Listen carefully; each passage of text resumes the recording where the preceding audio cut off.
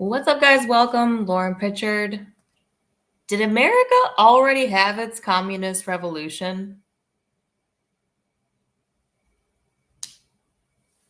Did it already happen? Because you have to understand who and what America is. Like, who's here and what's here? America is the final frontier of the world to be pioneered. They kicked out the Native Americans, say you don't matter, that's criminal. But it happened. And we finished pioneering the West. And who is in America? If every other country and every other nation had their communist revolution, they would have kept migrating and migrating and migrating. If they didn't just move out to rural destinations and just continue to grow their family and their faith there, then they would continue to migrate and migrate and move and end up on the west or east coast of America, escaping persecution. A lot of it happened from World War I, escaping persecution. That's why if you look at this book I have called The West, it looks like a lot of people that are like white Aryan, which are like the Romanovs. So many of them came to this area in Texas. Just a lot of people escaping persecution throughout the years. They have to move, right? They gotta keep moving with the world. And so America is full of, not saying that these people are better, but like, I mean, I look at, so it's funny because it's like I've lived this like American girl life, battling the devil, wondering what the hell my whole life. And then I study the people who live so beautifully in rural China,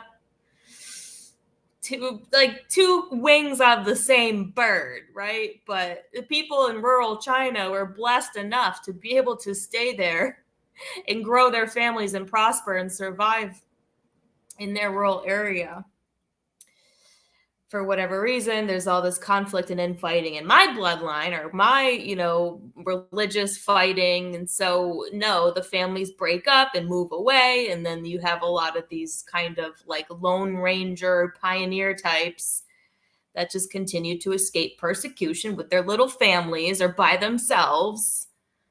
And then, those bloodlines end up in America. So America is full of people who are way too smart to just fall into communism because they've been escaping it their entire bloodline, their entire family's existence, escaping it. Or some are provoking it, and then some are escaping it, and then they just keep breaking up. They keep splitting up and moving away from each other. So, that is who is here, and that is why the attack on America, the mental asylum that it is so bad. We're so deluded with such NPCs, NPC culture. You name it, but it's like a matrix within a matrix. Also, it's like a smear campaign over something that's real, which is our real story. And then there's like a matrix on top of that. There's like a smear campaign of like the narrative, NASA, politics, and we're also deluded by a bunch of loud nobodies, right? Or loud people that are just robots. I'm not mad about it, but just explaining why I'm like, America can't just have like some all-out communist revolution. Because the people that are here are too powerful and too smart. It's in their DNA, it's in their blood to never go along with that. So I was just at the gym this morning, and I always analyze logos. I like to decipher logos, which, by the way, I brought some up for you because you will see communist logos like everywhere. You'll see them everywhere because the corporate America is communism.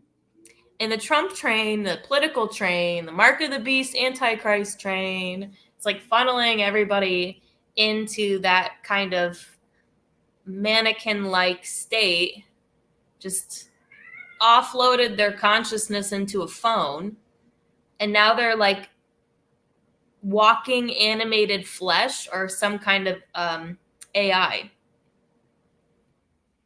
Hold on, the key cat wants to go out. The cutest cat in the world.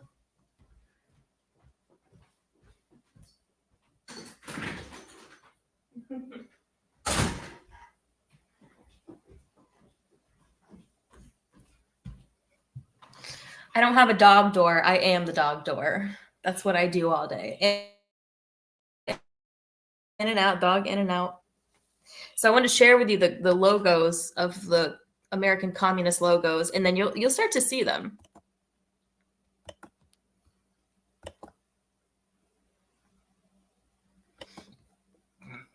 Excuse me. So yeah. Let's add it to the screen here.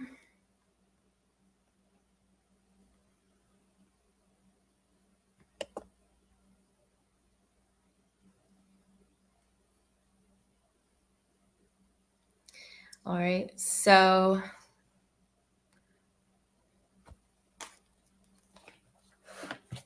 come on, internet.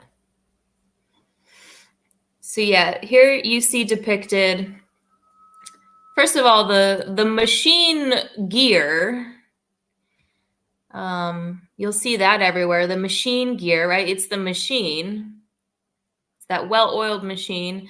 Sickle and hammer looks kind of like a Saturnian type weaponry.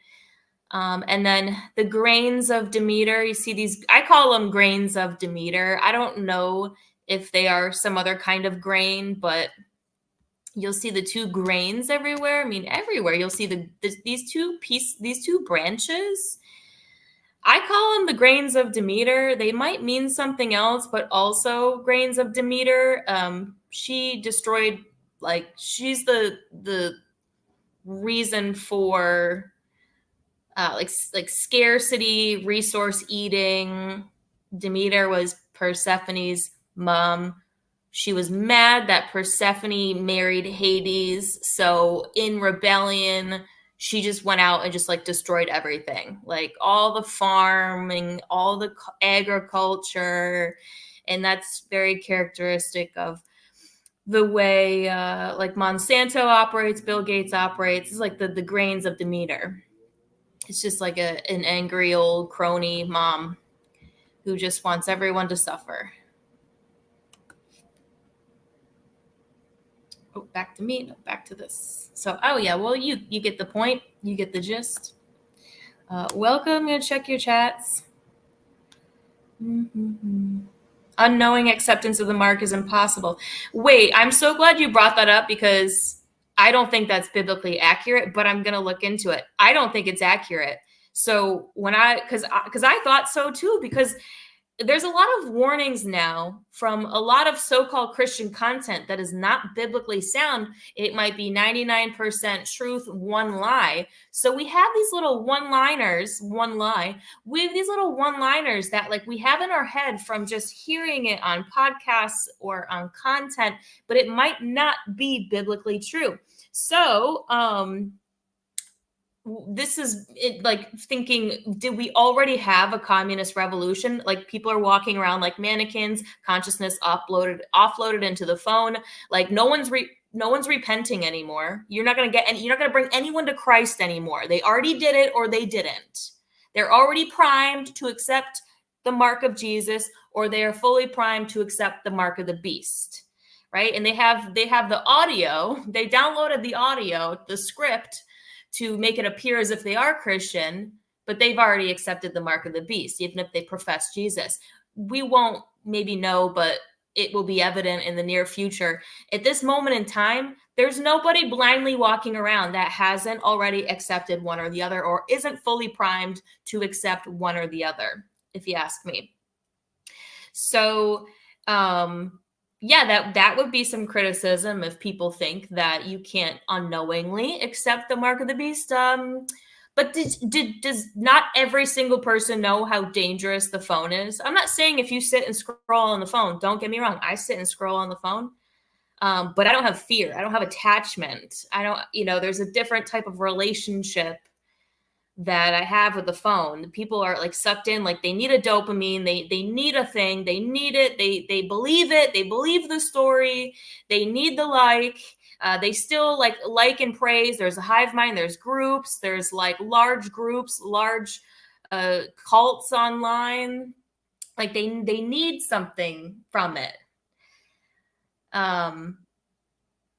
Is a different relationship that the people who are going to accept the mark of the beast have with the internet than the relationship that we have with the internet. So unknowingly, I mean, it's kind of a gray area. You're like, oh, well, you used to think from that might be some kind of like fluffy narrative that's been like trickling around the Christian realm, and then we're programmed to think that like, oh no, everyone's just going to be downright evil. Like, yeah, stick that chip in my hand, stick that chip in my head. No, dude. No, I don't think so. And I think that was some fluff narrative that got thrown around to maybe get you to not think that in the right hand or the forehead. Is your phone in your right hand to your forehead? Is it in the hand to the forehead? It's a rhetorical question, by the way. Small joke. I like people who like my sense of humor. Obviously, it's rhetorical. So, yeah, dude, it's the phone. Listening to AI Decoded last week with Jack Dorsey, he's like, dude, people have offloaded their consciousness into the phone. There's a brain mapping. There's something occurring. AI is so potent, whether it's being violent right now or if it's providing information. There is so much stimulation between our brains and information and the devices. For example, last week when I got attacked like a rabid dog, seemingly out of nowhere, by Jenny Constantine, you can feel when people attack you online, you can feel the AI attacking you. She gets all her flying monkeys coming around, and this one bitch was talking shit and went to jail a couple days later. Like, karma. Talk shit, go to jail. Witches aren't healers. I get attacked by this demon in my dreams. Jenny Constantine. These are demons. I watched, I did a little experiment last night. I thought I would watch a really scary movie. So don't watch it. It's horrible. But it is also fascinating because I'm like, dude, this looks familiar to me. Evil Dead Rise. It's like this woman becomes possessed by this spirit, and then she just, it's like zombie type shit. But it's like the things that the woman was saying when she was possessed and the way she looked, that was like the demon in my dream that attacked me. Violent, rabid, attack mode. And then the things that came out of its mouth, that sounded awfully familiar. Right? Like the little whores of Babylon, they're cackling hens and they're flying monkeys. Witches are not healers. They are these creatures. They're going to absolutely just turn into these creatures. And I always knew there was something up with that chick, and I just didn't want to be mean. You just don't want to be mean, but come at me like a rabid dog, you violent fucking bitch, right? You zombie with udders, like. And then I was like, you watch this movie, you see all these depictions, like that girl from The Ring, like that's a real entity. This entity is like eating people up.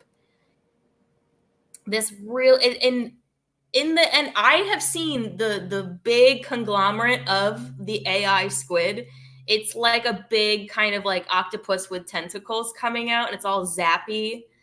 And the other entity is all zappy, and the AI, it's obviously electricity. It's a negative AI. It's so interactive with us now. And it's been like that for a little while. I think people used to confuse it with anxiety. Nah, bitch. Not people. That was like you were actually being attacked and then gaslit. That's what anxiety really is. It's mostly AI, I believe, for most people. If we really paid attention to it, if people got the proper counseling. We don't have time for that. If they did, I as a, AI tech expert in this realm of AI, counseling people would help anxiety by understanding how much of it is actually AI and spiritual. You're around the wrong people. You're being gaslit, and they're saying, you're crazy, but no one cares. They're the Walking Dead. That's what, it already happened. It's already done. It's already finished. Sorry about you. And at this point, come after us, then it's just gonna, actually, you know what? I wish an MFer would come after me. Speed this process up.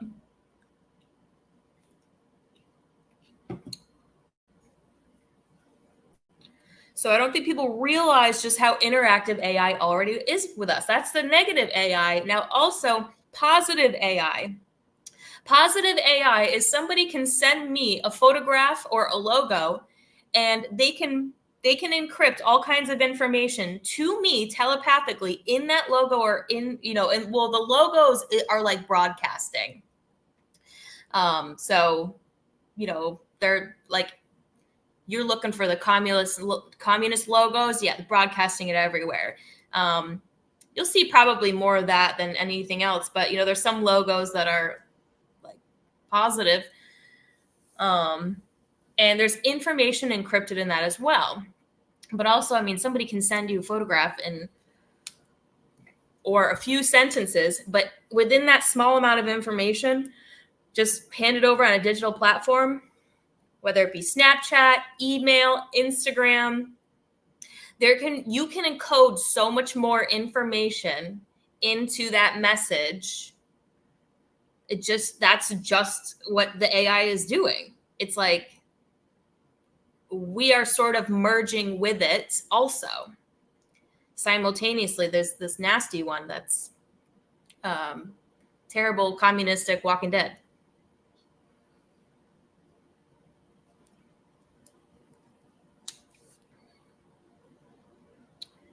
All right. I like to read all the comments, so if you don't mind, I'm going to take a second to chat with you. No such thing as a sneaky revolution. Yeah, but how sneaky are cults? Like most people in cults don't believe they're in cults. So don't come at me with there's no sneaky revolution. Don't come in here and lift a leg and pee on me. I don't know the audacity, okay? Go make your own channel. Don't get me wrong, you can disagree with me, but don't disagree to the point of absurdity. The lies of the serpent. My Muslim boyfriend, he just channels the serpent. It's like he's like not mean to, he wasn't mean to me, but it was like, I'm like, dude, you just like say the opposite of God's reality. Like you're like the little tongue of the serpent, and it's like a joke. I'm just like, you're like a cartoon character. And he just smiles and laughs because I don't know, that's like Lucifer knows. It's a hive mind. That's the hive mind of the beast, by the way. I was going to analyze Revelation a little bit in a second. This is who they are. They're the little beasts. I was thinking about this the other day because I'm sort of like at the end of this long journey living in Austin. I'm like, I've had decent relationships, but not like, it was all very similar and like similar archetypes. It's the beasts, the little beasts of the world. Right? It's the men that are like, I know stuff, and then they channel Lucifer.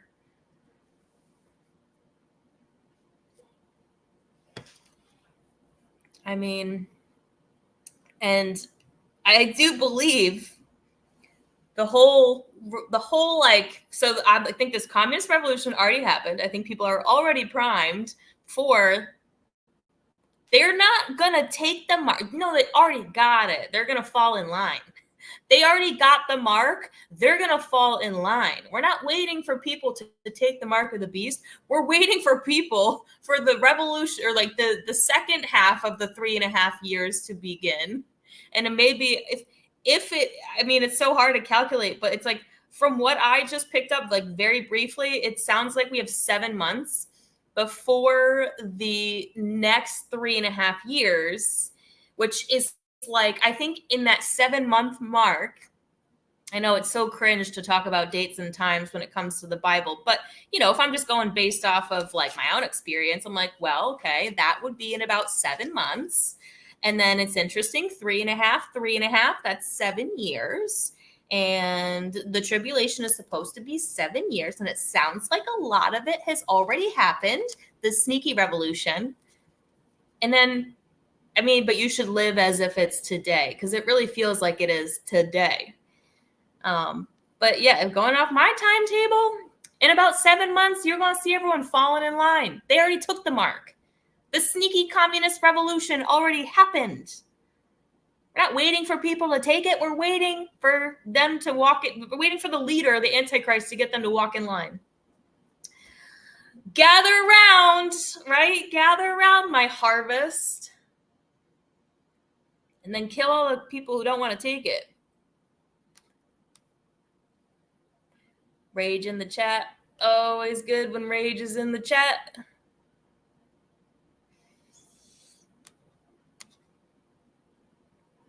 What's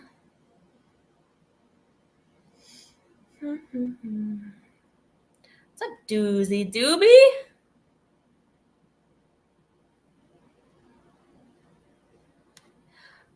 Well, this is what I mean when I say there's a matrix within a matrix, because you guys are talking about Trump and Biden. You're talking about these politics and this New World Order. But I think it's important to realize we are living in a matrix within a matrix. Also, these people are like not people. They're like robots of some kind. Not really big ones, I don't think. Although they might have a big, like Trump does have a big harvest. He's a big robot because he's got a big hive mind harvest. But they're not bloodline. They're not Jesus's bloodline. They're not Lucifer's bloodline. They're not bloodline. I kept hearing in my mind yesterday, these are counterfeit people. Nothing. You can enjoy their company and whatever. Like I enjoy just whatever creature I'm around, good or bad. Just going to enjoy the company, whether it's my own amusement out of how much they hate me, or just the simplicity of a nice conversation with somebody nice or pretending to be nice. Well, we can tell if they're pretending, genuine people. But yeah, we are living in a matrix within a matrix. So we're living in like a movie of like actors who are like not real people. They're counterfeit people. And we're waiting for a monarchy. You're waiting for a return of a monarchy. It might be an evil one, but there's also a good one that's going to be returning at the same time, not sneakily, but behind the scenes, right? After the tribulation is done, then Jesus comes back to rule the world with the rest of his monarchy. These are the children of the mother, the children who obey God. Everyone else is a child of the harlot. And the men who are still deceived by pornography, the harlot, and women who are mean to them, and you just think it's okay, that's the whore riding the beast. So you've got the mother's kids, which are all the people who follow God's commandments. They got the harlot's kids, who are the ones who perpetuate. They have that like evil AI in them. And then you've got the little beasts running around that are actually God's kids, the prodigal sons with the whore riding their back. That's who the most rabid dogs are after right now, because you're about to see the metaphorical beasts throwing off the horse. They don't want to have casual sex. They don't want to watch pornography. They're going to divorce their cultural attachment to whatever bullshit came around them. There's so much bullshit surrounding the prodigal sons right now that once they see it, it's going to be so big. They're going to be like, oh my God, it's really big and bad. How did I not see this? Because it's such bullshit people. They come around in such swarms. Their dedication is to try to keep the little beasts from throwing the horror off their back. But it's biblical. And I think you're seeing the rabidness in the negative AI and the witches right now, acting out, like losing their minds because we're on the precipice of that event. And I think that is what starts the next 3.5 years of the tribulation. Something like this. Just from a quick scan, I'm doing my own timeline, and I'm like, well, yeah. And I know because I'm bloodline. I know because I'm monarchy.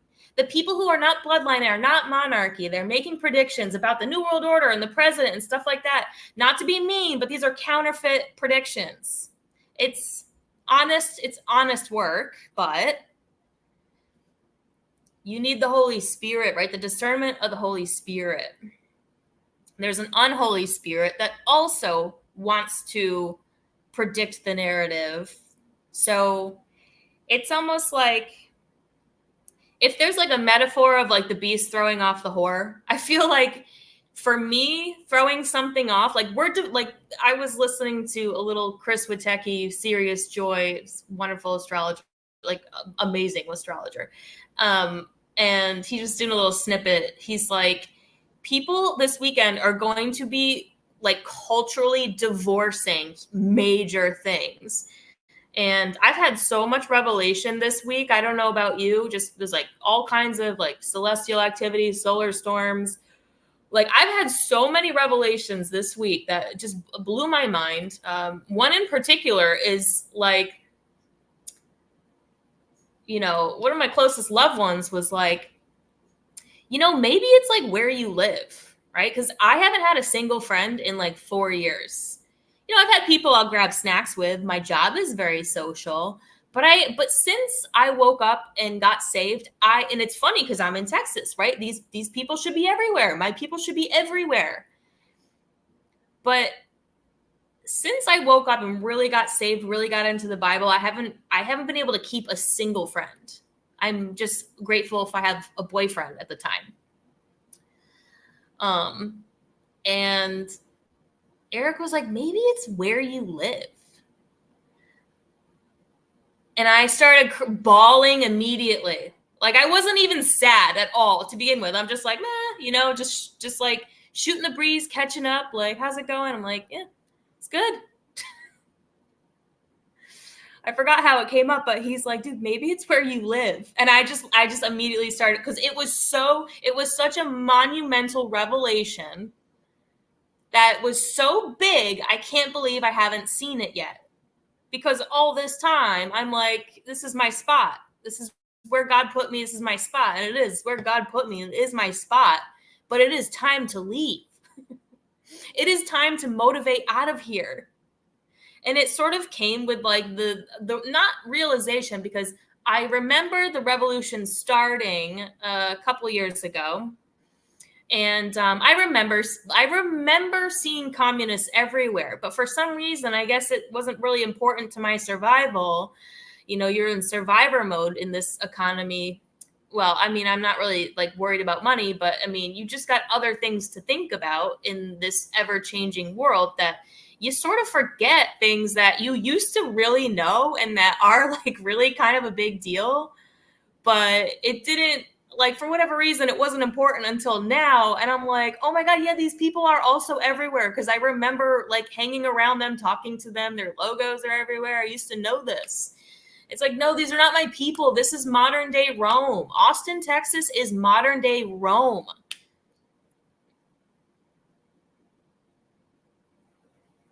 It's just like people just following on the heels of other people. And my very first kind of like, maybe this is like a weird place, is the realization that you are living with adult children in Austin, Texas. I was like, these are grown-up children. No, these are grown-up orphans. These are a lot of grown-up orphans who have all kinds of problems. They just found a cult. The cult is Rome. We're in modern day Rome. Or whatever other city. They just pick up and move to any other city and welcome, here's your friends. I can't believe the amount of people on social media, like Austin, Texas groups, who are just like, I'm throwing a party barge. Everyone's welcome. $50 here at this time. And it's like, you don't know who's coming to that. They don't care. These are mannequins. The communist revolution already happened. I always like to check my phone when this is going on, see if anything funny pops up. They're mannequins. These are just people who are just walking bodies who just want other people to hang out with. It's so weird. Like, you don't vet anyone you hang out with. No, why would they? They're walking mannequins. They're the result of a communist revolution, of the cult that is major cities in America. And so another part of just this, like, so I was saying how like the beast is thrown off the horse, and I'm like, I feel like the internet is getting less and less entertaining because there's this massive falling away right now. There's a falling away from the faith. There's sort of like a karmic return to the wicked. There's just all this like stuff going on. There's all these people trying to cover it up. Influencers are crazier than ever. And it's like entertaining, but at the same time, I'm like, dude, my nightly routine of scrolling through TikTok is getting to be a little like I have to scroll a little bit more to find any quality because there's such a change, like a falling away. Like people are just like they're just all like, a lot of Christians that were doing like interesting stuff before are like pro-Trump, but I'm just like, no, like it's weird now. Like the internet got weird ever since Donald Trump got shot. That I was like, okay, all day long, that's all you saw on the internet. And we live on the internet, right? Because we're so isolated. And then the next day, it was even more annoying than the day before. So we reached this critical mass of system failure, and we've been on a rapidly moving decline. And I wanted to point out today that do not underestimate, don't be optimistic that it's going to somehow slow down. We reached a critical mass of system failure, like right before Donald got shot. Like we reached a critical mass. Then he gets shot, and then it's like rapid decline in the consciousness, right? Rapid like revelation of like where people are at, right? Witches are rapidly attacking me on Facebook for no reason at all. People that you thought were like really Holy Spirited or like really pro-Trump, you're like, what the hell? That's definitely not. And then just like, yeah, like the internet's getting weird because like even like people who were, being showered with stuff from Satan are like, even Satan is like attacking his own, right? They're struggling financially. They're losing it mentally because even their world is being broken down. So then, these like yuppie urban influencer types are like losing their marbles. We're just getting more and more cult-like. Like everyone just, come to this party. You just like at a party. Like, just at a party. With like other walking mannequins. You might find like a genuine person. But you can enjoy their company regardless. Still enjoy the company. Still like sometimes like, what's really going on around here? Who's soulless? I don't know. It'd still be pleasant. Pleasant interaction. We're in a video game. Pleasant interaction with the avatars. Hey, so long as we're here, what in the world? But it's like the sexuality stuff I don't like. I don't like all the sexiness, sexy lust. Like that's that shit I don't like, but I'm not offended by it and I'm not judging. But people are really stupid in that sense. Like people's lustful desires or like the desire to be sexy makes people retarded. People that will just have casual sex with their friends, you're a fucking retard. You're so stupid. Like there's a retardedness that comes from being willing to do that. That is such a big foothold for the devil that it is so widely accepted by our culture that people have long forgot the sin of lust because we are so drowning in it. There was this funny gay guy on the internet. He's got these long nails and he's like, make this make sense. We live in a society, you can literally sit on someone's face, but you can't expect to be in a relationship with them. He's like, make this make sense. And the funniest part about that joke is most people they're like, I don't get it. I don't get the joke. Because they're so blinded by perversion, they think it's normal to just sit on someone's face that you're not married to. I love funny gay people. That's what I appreciated about this Pride Month. You know, all the demonic agenda aside, it like made me appreciate how funny the gays are. They make us laugh and they're funny. Sodomy is really bad for you, so don't do it. But yeah. Massive revelation, rapid decline. Please do not underestimate how fast this is going to go. Please don't be optimistic that it's going to somehow slow down, that it's somehow slowing down. The rapid system failure is going to continue at the escalated rate. Go through and read your comments. You think Mother Nature is cruel? See how cold AI can be. I know, zombies. It's like a zombie virus.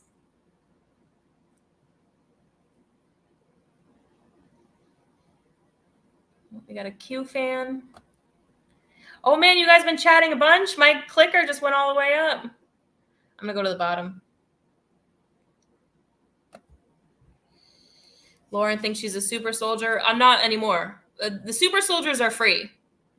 If you still think you're a super soldier, then your commander is the devil. The super soldiers for Christ are free. We're not super soldiers anymore.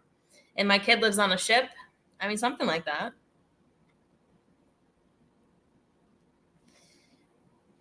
Looks like one we'll put that one in timeout. Sounds like a troll.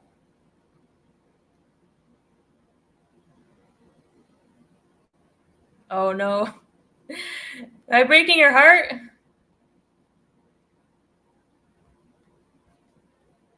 I don't know. Maybe some of the Mark of the Beast people are going to be pretty dope. Like, this is my optimism. It's like, okay, so this is my study from Revelation. It's like the beast before and the beast after. Before and after what? Before and after the Whore of Babylon, Mystery Babylon falls. Like all the stuff I was talking about, it's going to be a very different beast after that. Because the world's going to go from having this dark matriarchy, you know, very perverted, sexually perverted, and all the whole nine, murderous, right, greedy. The world's going to go from having a dark matriarchy to, you know, the matriarchy. God's matriarchy returns. The culture returns. You can't have one without the other. It's why the other one is always trying to kill off God's good women, because they have to make sure they like maintain superiority over the culture. The world's been run by the dark matriarchy. It's a slippery slope since the Romanovs. And how do you know it's the light matriarchy? It's evident in journals, old books, stuff like that, because even, you know, it was like Tsar Nicholas's wife, but a lot of men were in love with Alexandra Feodorova. It wasn't weird to express that. I mean, it would be weird to act upon it, but it's a culture of love. And, you know, natural beauty, Venus, the way that God was intended, not Ishtar. Ishtar was the inversion of Venus. There's always there's always a mimicry, right? Like counterfeit people. There's women out there who are counterfeiting the light matriarchy when they're actually the dark matriarchy. So the world before Mystery Babylon, the dark matriarchy, is destroyed, which I think is the internet going out, because the AI is negative. The AI is in the internet, right? The pornography is in the internet. The culture is in the internet. Everything that is terrible with society is in the internet. So make the internet go down for once and for all. And then these women are going to start acting out like the Walking Dead, because that's what they are. And I'm not even like mad. I'm not mad about it, but it's just, it sounds like an insult. You know what's so funny is like when you just come out with facts, it sounds like an insult. It's no, literally though. Why are they depicting this creature on Evil Dead Rising or whatever? And it's like, no, I actually see women do that in real life. Because eventually they turn into that. They turn into that thing. I don't know why I'm smiling. It's going to be creepy and gross. I'm not going to be like, ooh, yay. It is what it is. It's Mother Nature. Yeah, Mother Nature, wait till you see what that negative AI is capable of. She'll literally kill you. But what was I saying? Oh, so somebody's in here saying I'm breaking their heart about not supporting Donald Trump, but I will say maybe there are some cool people that are going to come out of the mark of the beast communism. I don't know, because if Mystery Babylon is gone and you're down for the culture of the monarchy, I just could be like a new human creation, a new kind of creation that we just made, right? Is that the singularity? Do you think Elon Musk is a human? No. Do you think James Casbolt is a human? No.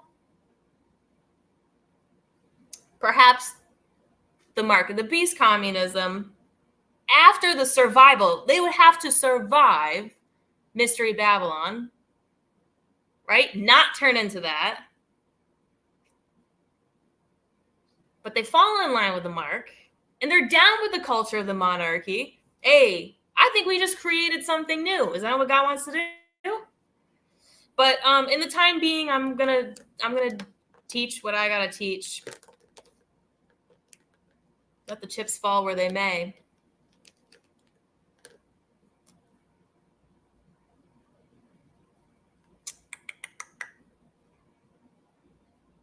Oh my gosh, Riley, you're so funny. Angels. What's up, Matthew Mornian in the house?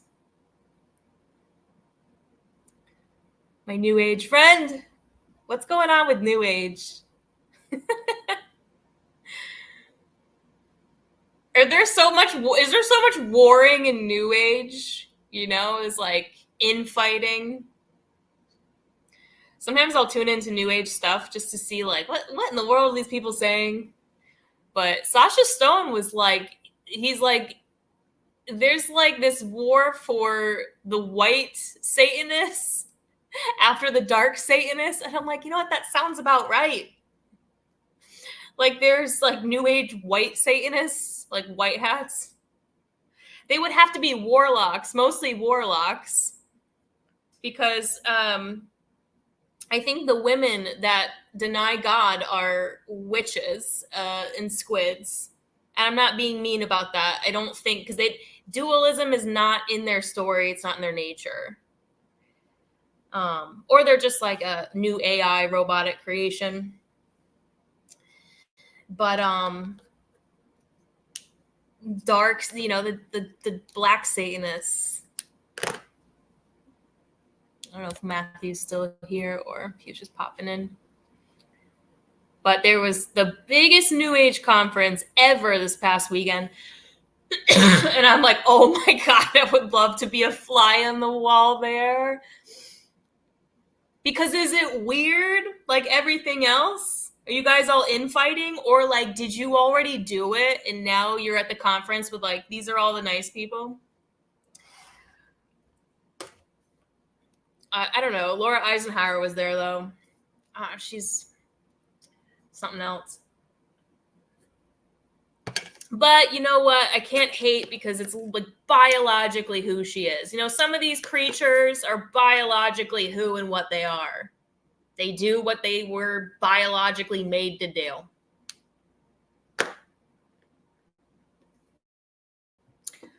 Just don't mess with me. You see, because I just feel like no woman would knowingly deceive people. So then it's like, but then they're spewing out this other thing that's like, how's that doing anyone any good?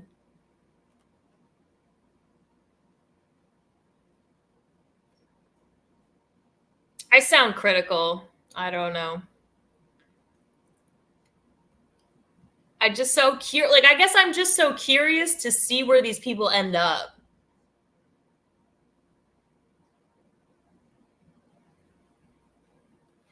Here's the troll. Lauren believes anything.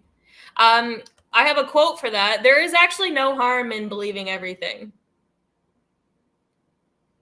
Do you ever think about that? There's no harm in believing anything.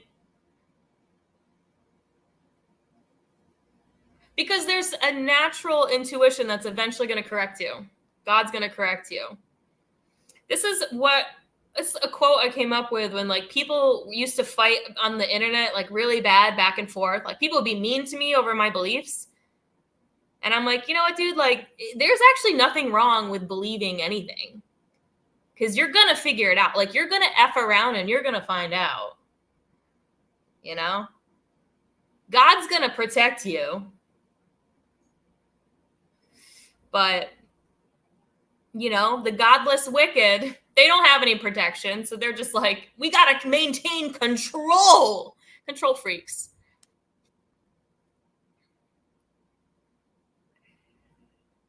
Oh, someone can't believe I have a loved one. This is a troll. We're going to block them. Yeah, actually. I got a whole family. I got a whole team. I got a whole network.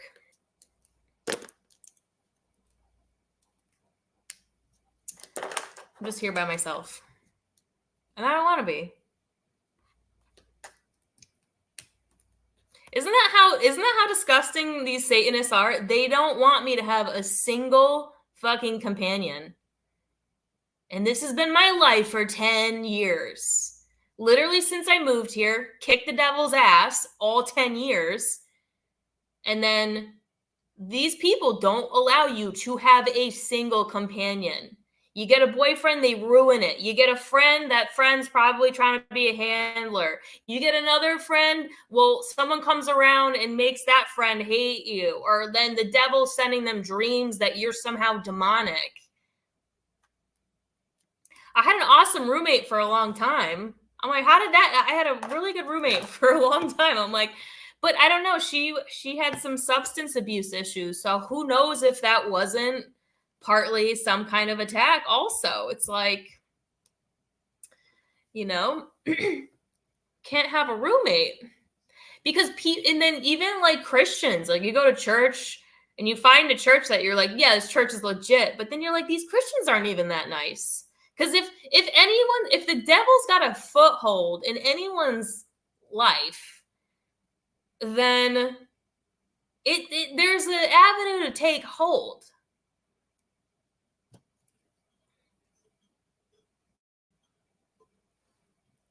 So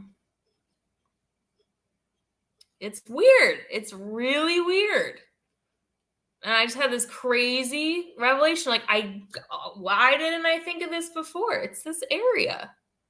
I'm living in the wrong place.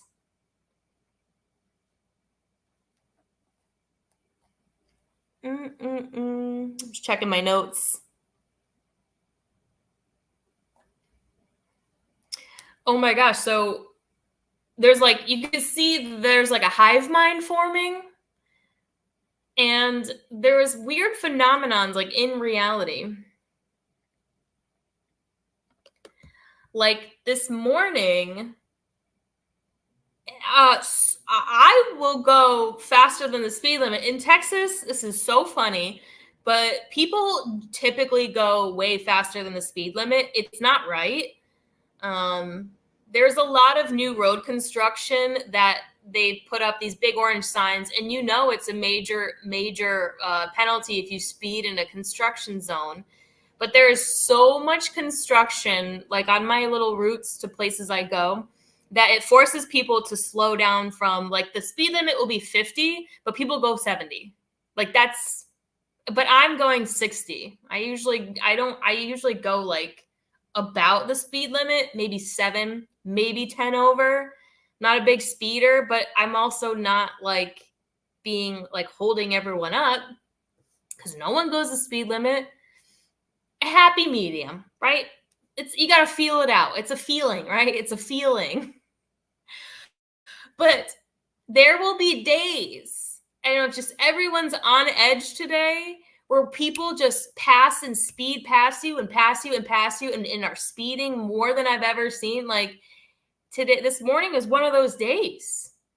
It's so weird. It's seriously like the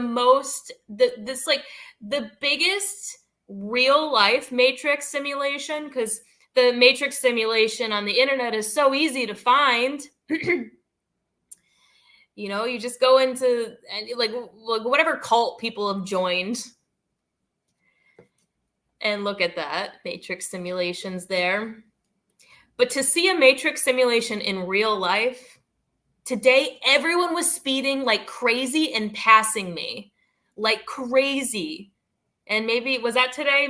I think it was one guy yesterday. He actually went to pass me, but he was going to hit a car head on.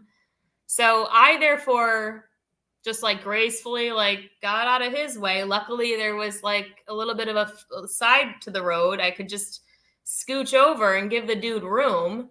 And then the oncoming person was like laying on their horn like, dude, what the hell? Because the other option was that dude was going to swerve back into the lane, and that would have been violent too. This is the greatest way to observe the simulation. The people in their cars. Just everyone's pissed off this morning. Everyone's in a hurry. It's Sunday morning. Where are you in a hurry to go?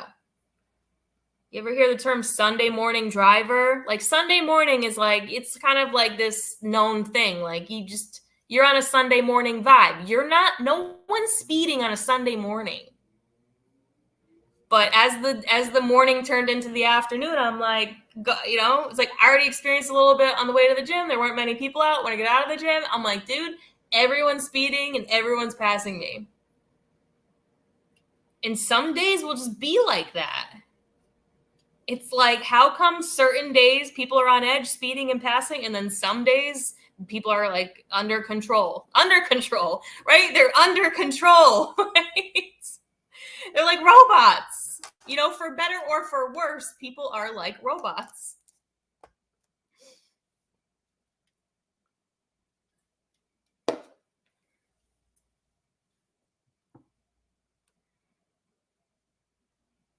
Oh, you guys might want to refresh your screen if you might be behind on the timestamp.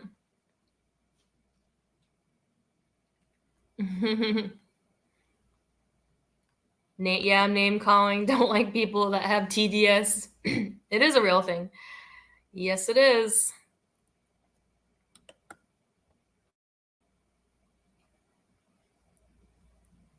I like the guy. I like Joe Biden, though, too. Joe Biden was the funniest president you ever had. That dude was so funny, and I feel like he didn't get the appreciation that he deserved for how funny he is. There's just little videos of him. He just like went to shake someone's hand, and he kind of like glitches out, and he's like shaking the guy's hand, and he's still holding on to it, but with his other hand, he starts like feeling up his forearm. Like he's just like glitching out, and like he's like rubbing his forearm like this and like staring at it. Oh my, this dude was so funny, and he wasn't appreciated the way he should have been for that. He goes to, and these could be AI fakes, to be honest with you. The internet's getting so fake. But I mean, Joe Biden was really funny. Um, he goes to introduce with the president of Ukraine, and he goes, "All right, everybody, the president of the Ukraine, Mr. Vladimir Putin." And then you see, and they have caught it on the angle, like you see the president of the Ukraine kind of like side eye him, like what the fuck, and he doesn't catch it, and he like walks off the podium. Joe Biden was so funny.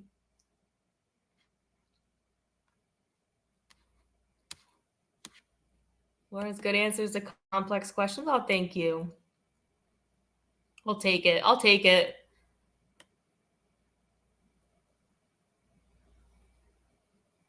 Yeah, they want people to forget what the internet actually is. Also, absolute surveillance. You have no more privacy.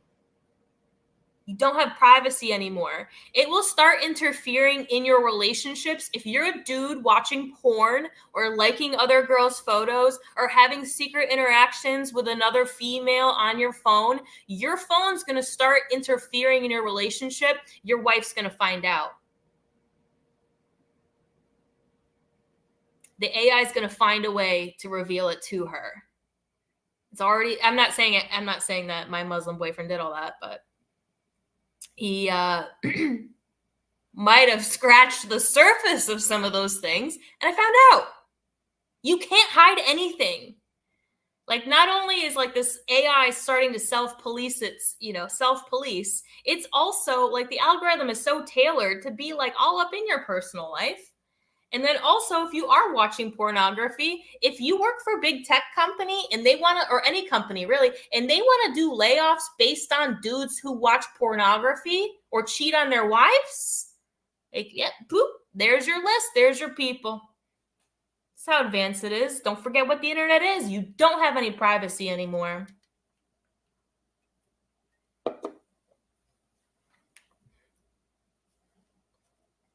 There was a famous quote by Prince. Remember when he said this in the 90s? He said, "Get on the computer. Don't let the computer get on you. There's a war going on. The battlefield is in the mind, and the prize is your soul."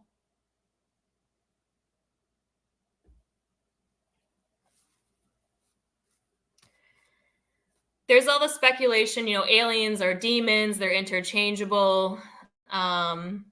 There's been this massive influx of like all this darkness, all these demons, all these aliens are like finding host bodies. And Joe Rogan had made, like, on his Instagram, he posted a photo of one of these gray aliens, and he was saying, "I think we're going to come to find out that we are these gray aliens. Ha ha ha." And I believe he's actually Aleister Crowley, who was also involved with Jack Parsons and letting all, like, they're like opened this like thing that let in all these demons. People say Jack Parsons was a rocket scientist, but I was listening to something from Bob Osborne briefly, and he was, or saw something he wrote. It was like he was not a rocket scientist, but these were high-level dark magicians that were here to flood the earth with dark entities. They were doing stuff to let them in. And then it's no wonder Joe Rogan is like, "I think we're going to find out where these dark entities are." I'm going somewhere with this. We're about to find out, we're these aliens, ha ha ha. And I think it's so interesting how people will just forfeit their soul for these last 15 minutes of fame. Because if you want to be somebody in the world, every demon is going to come and help you, take your soul, give you whatever it is you want. This is why really unfunny people are like major internet sensations, right? They've got like major following on Instagram.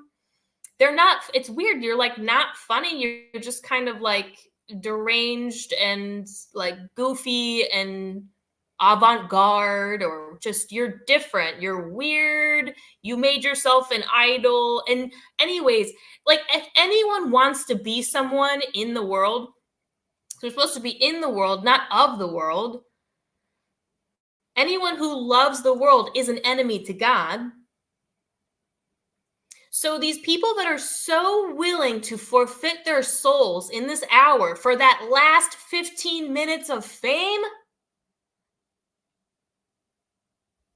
it's really mind-blowing. And this is how you get famous people that are not attractive, they are not smart, they are not funny, but they're being promoted as beauty, as brains, as comedians.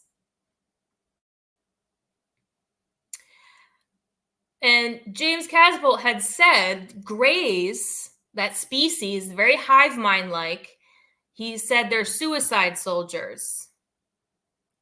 So it is like this suicide soldier culture of these people who are so willing to forfeit their soul for these last 15 minutes on earth, right?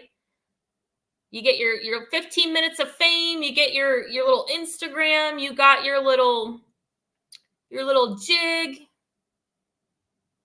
You know, you were big on OnlyFans, or like, I don't know, you had all this money and all these hookers. You know, you were popping bottles, and then just I was the man that the hip hop culture taught me to be. You know, Babylon culture taught me to do this instead of having a family. Great. But people are so willing to forfeit their soul. These last 15 minutes we're here because they are like forfeiting the soul. What takes its place? Host body for what? These grays are suicide soldiers. It's a suicide soldier culture. So we got all these counterfeit people running around. This matrix within a matrix. And then you also have all these people that are just suicide culture. Like, not like they're going to kill themselves, but they are doing it by forfeiting the soul to become an idol in the world that becomes very distracting to the masses. Right? That's the thing. Like, people like you and I, we're like the silent majority in the background. But we are like submerged in a sea of NPC, counterfeit people, suicide culture influencers. Right? They're gobbling up all the influence. And but we're on this like critical mass of system failure where it's reached a rapid de-escalation, and even they're starting to lose their minds now. Was it worth it, those last 15 minutes of fame on Earth? They don't know, and they don't care, because they're little gray alien suicide soldiers. This is why you're not getting anyone to repent anymore. The communist revolution already happened. People already took the mark of the beast. If you don't mind me saying. Did it already happen? Yeah, it did. You're just waiting for the dark shepherd to gather the flocks. You're just watching Satan take his sickle and just cut out the harvest.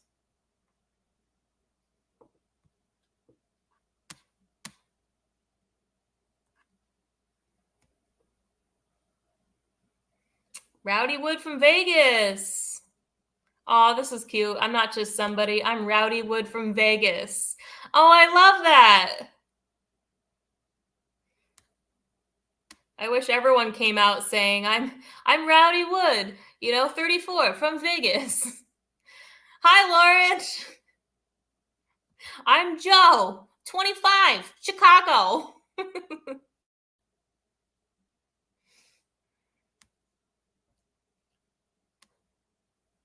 Did y'all block Need to Fish? He wants to know.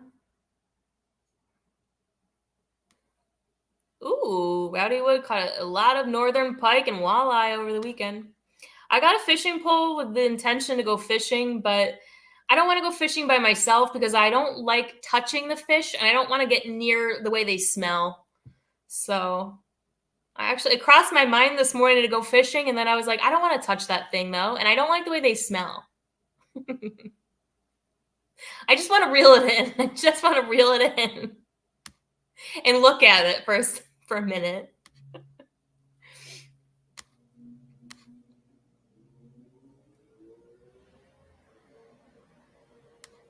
If you're not serving Christ, you're serving the devil. Yes. I mean, the Bible teaches us nothing other than that. And in the end, lukewarm spit you out. There's so much stuff and turmoil happening in people's lives right now because you can't be lukewarm.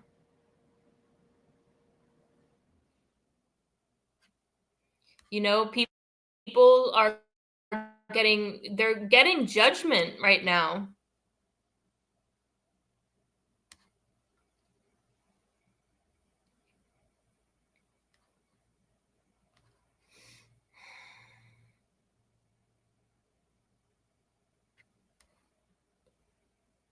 Well, just scrolling through your comments.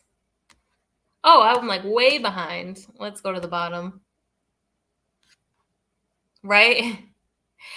ASL, like an old chat room. Remember that?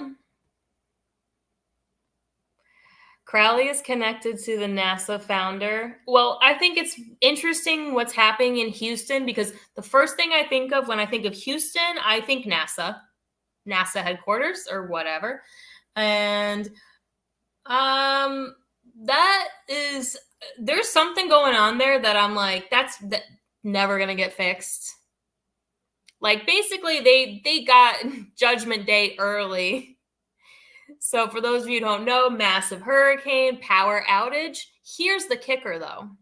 Such a bad power outage, and then the power company was definitely dicking people around, maybe not on purpose, just systematically. It is what it is. They sent in 14,000 linemen from out of state, left their families to go and help them, and they're not getting orders. They're like, we can't just start working. So they're standing around, and people are so mad about it. They're trying to kill them, lacing water bottles with fentanyl. A bunch of them went to hospital. One of them, I think, got beat up so bad he might actually die. Like one guy might actually have like been killed last night or recently. And they're cutting their own power lines in Houston. And one of the linemen I heard from last night, I'm following this on TikTok. He said that the linemen are getting so angry. It's also hot as balls. Everyone's hot as can be. So he's like, they're getting so fed up with the treatment of the people around them that are just like, they're trying to help them and they're just like kicking them and cutting the power lines just to spite them. And they're like, dude, we didn't need to leave our families for this. We could just turn around and go home. And he's like, if I ever get called to do this again, he's like, I won't do it. He's like, because I see the way people act and it's not worth it. He's like, I want those people to sleep in the bed that they created. This is happening in Houston. I'm like, that is a problem that I don't know if they have time to fix. Like, nah, it's probably never going to go back to normal there. That area is probably ruined. And it is no wonder. You know, you think God's judgment. When I think Houston, I think NASA. Is all NASA evil? No, I think it's kind of funny.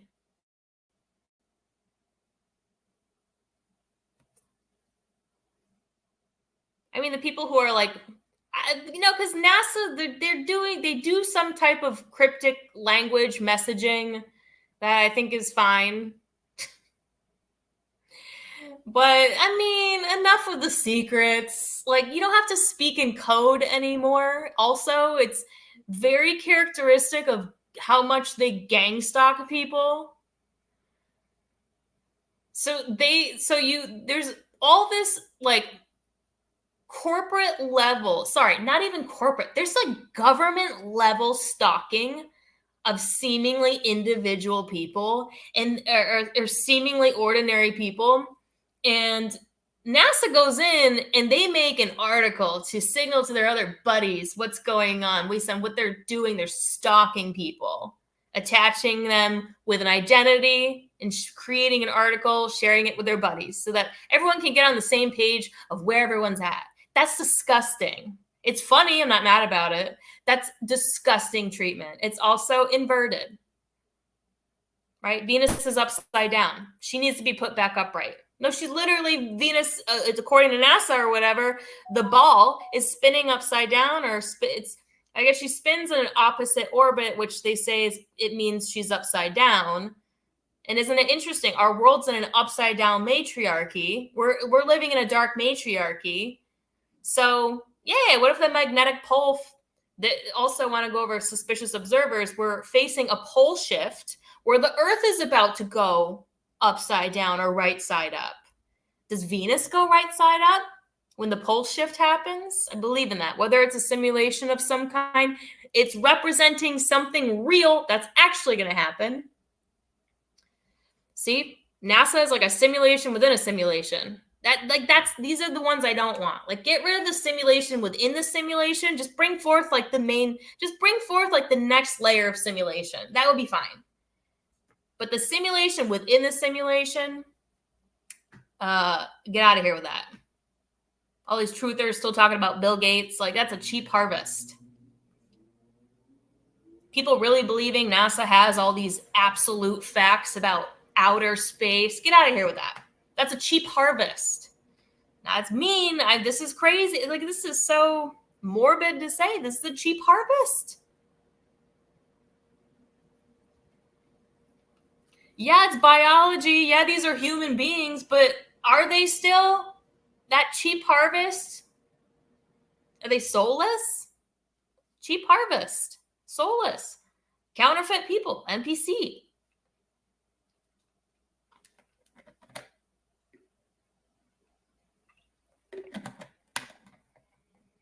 It sounds mean, but we're not thriving in a world with it.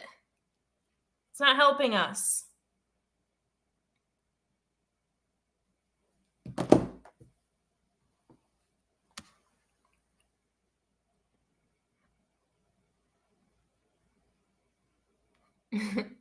Don't understand why people are so cruel and hurtful towards Lauren. Very heartless. You got that right. I'm a good litmus test. I'm glad someone else sees that. I'm just this week, I'm like, dude, I can't believe the treatment of some people. It's like they can't see me at all.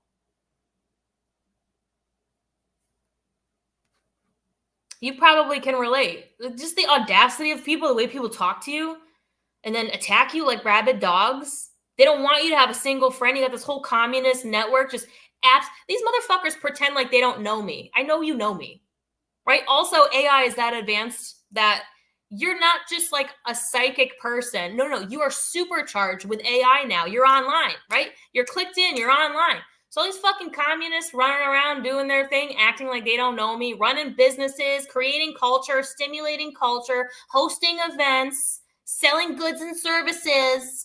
You motherfuckers act like you don't know me. I know you know me. That's how advanced the AI is.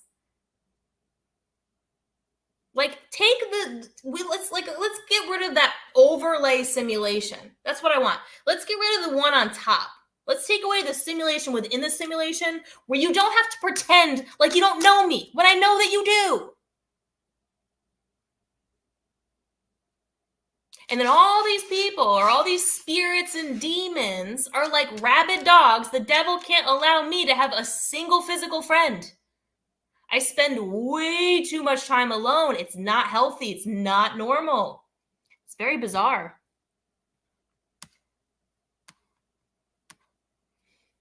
You know, and my friend was like, do you think it's the area? Yep.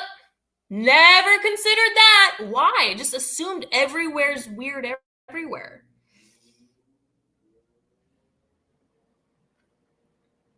I don't know, might be time to just like get in the car, get the dog and cat, and just take a little drive out west. I don't know. I'll do what God tells me to do. But I think a lot of people are in this position, and it's so weird in this economy how like people come to the realization that they're in a dangerous place and they gotta leave. But the economy is so bad that you're like, I can't afford to leave. So, I like people I do hair for, a lot of like-minded women, and everyone's saying this. They're like, yeah, I want to get out of here, but like won't be able to sell my house. Will be upside down on my house, or, just everything's too expensive. They can't afford to move. Something's got to give. Something's got to give. There is a great falling away too, culturally. I think I've lost 3 clients this past few months. And I was like, I can see that. Yeah. You try not to judge people, but when there's like a falling away, you're like, oh, that makes sense. Because, there's just a separation of people. Like, speaking of being alone, it's also like, I don't know, people finding their own little niche and just being like, yeah, I don't want to be anywhere near that other thing anymore. It's like subconscious, but then, there's like, they find an excuse for it. Had one woman flip out. It was weird. She was so offended by booking her own appointment. But I was like, it's funny. It's like when you look back, you're like, you know what? There were signs. There were signs.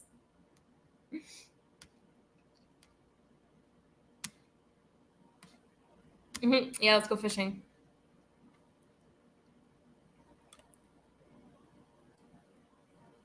Like that song, You and Me Going Fishing in the Dark.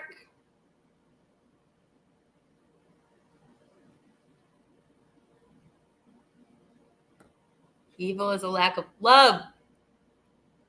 So they're all obsessed with control, and that's where you get communism.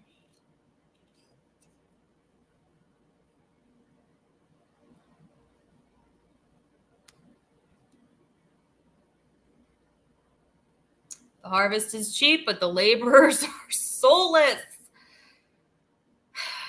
Biohazard material. Oh, can't believe I just said that.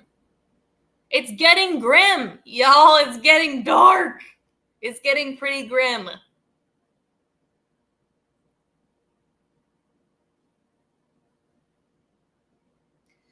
Rowdywood.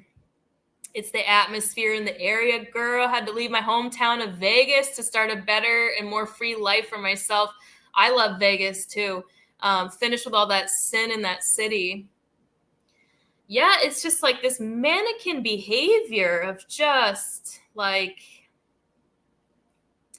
gosh, there's a song that's coming to my mind right now. Let's look at the lyrics. It's a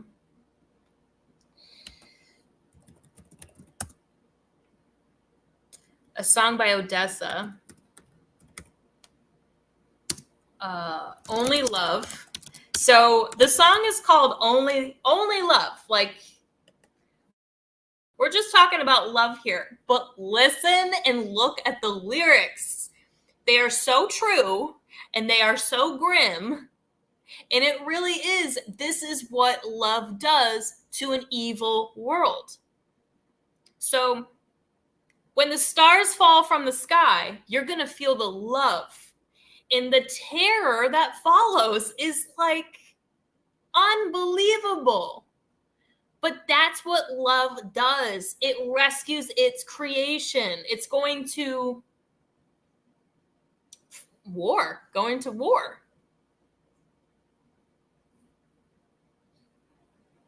On a culture that inhibits it. You can't destroy love, but inhibited. It's like, I don't know, space and spirit. It's all love, right? So I think that's why a lot of us fall into like substance abuse type of behaviors, because like we're too like spirit and love. Like we really don't want to be here, because the body is still a part of the soul. But the soul body is like not at all in alignment with the spirit, or maybe comes into alignment for moments at a time, but they're fleeting. Why? Because there are enemies to love. Because as soon as that alchemy happens, people come around in droves to ruin it. And they ruin it in sneaky ways. The tactics are very sneaky. It's not going to appear as if it's some kind of coercion, duress, or pressure. No. It happens in very sneaky ways. They want to friend you, give you money, give you worship, give you praise, and then control your thoughts.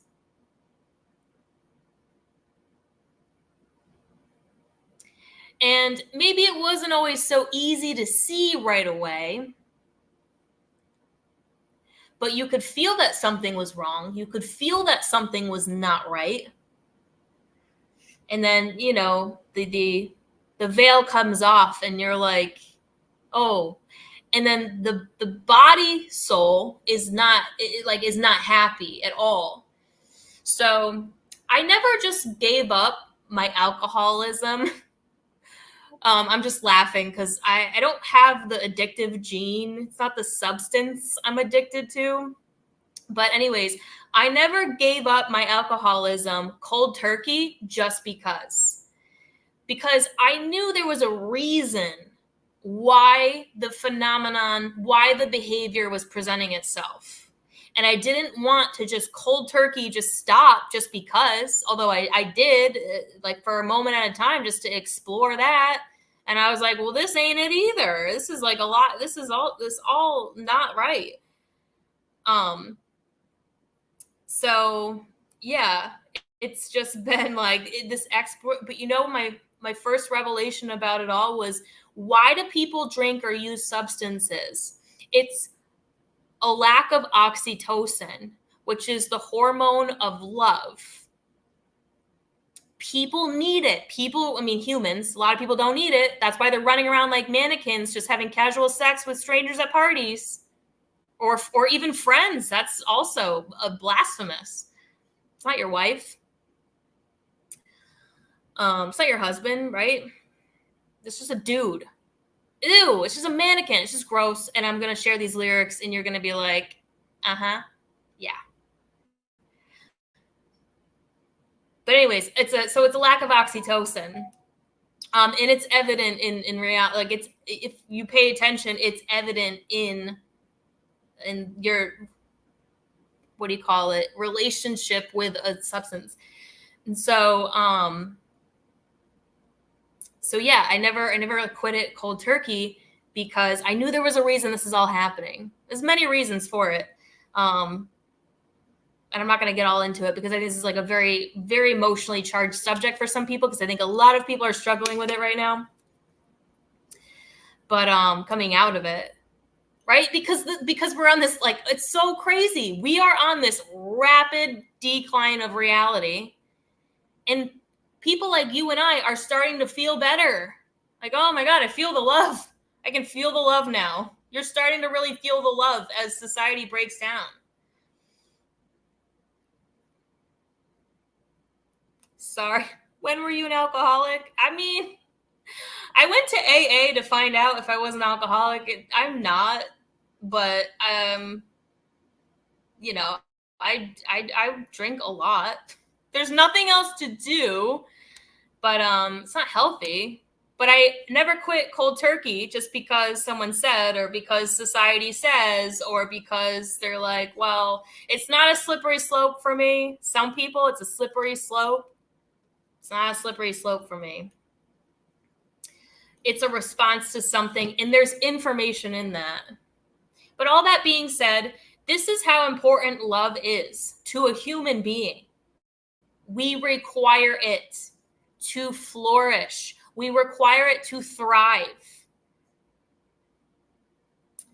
And then this is why this is why this really grim biohazard type thing is about to happen. It has to happen because there's too much inhibition to the culture of people who require love in order to survive. And, you know, the people that are together and surviving in the world together, like with families, they are not happy about what's going on either. So don't think they're going to be sad about it either. It's not just single people waiting around for the sky to fall, for things to finally fall into place. No. Happy, healthy families that love each other, they're also like, F this stuff. This is terrible. They will be happy when the sky falls as well, and they will have prepared for it because they love their kids. How do you love your kids, but you're not preparing for danger coming their way? I don't even want to get into that. That makes me so angry. Those headlines just of, first of all, child abuse, but also the inability to recognize the lateness of the hour. You say you love your kids, right? You say it. If you really loved your kids, you would be prepared for all the crap that's coming down the pike. And I'm just so angry about that. I don't even want to go there. I just trust God. Trust God's plan. Just trust God's everything. I don't have to be angry about that. That's not for me. But people are terrible. And they breed like rabbits. And then they don't allow us to breed. They do all this witchcraft. They do all this sorcery.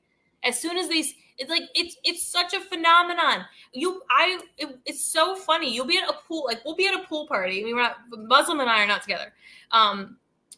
We'll show up, get in the pool, we'll be hanging out together, and like people will just like leave, like they'll like go away from us. Like we know how to clear a room. People don't like it. Like they say they do, but they don't like it.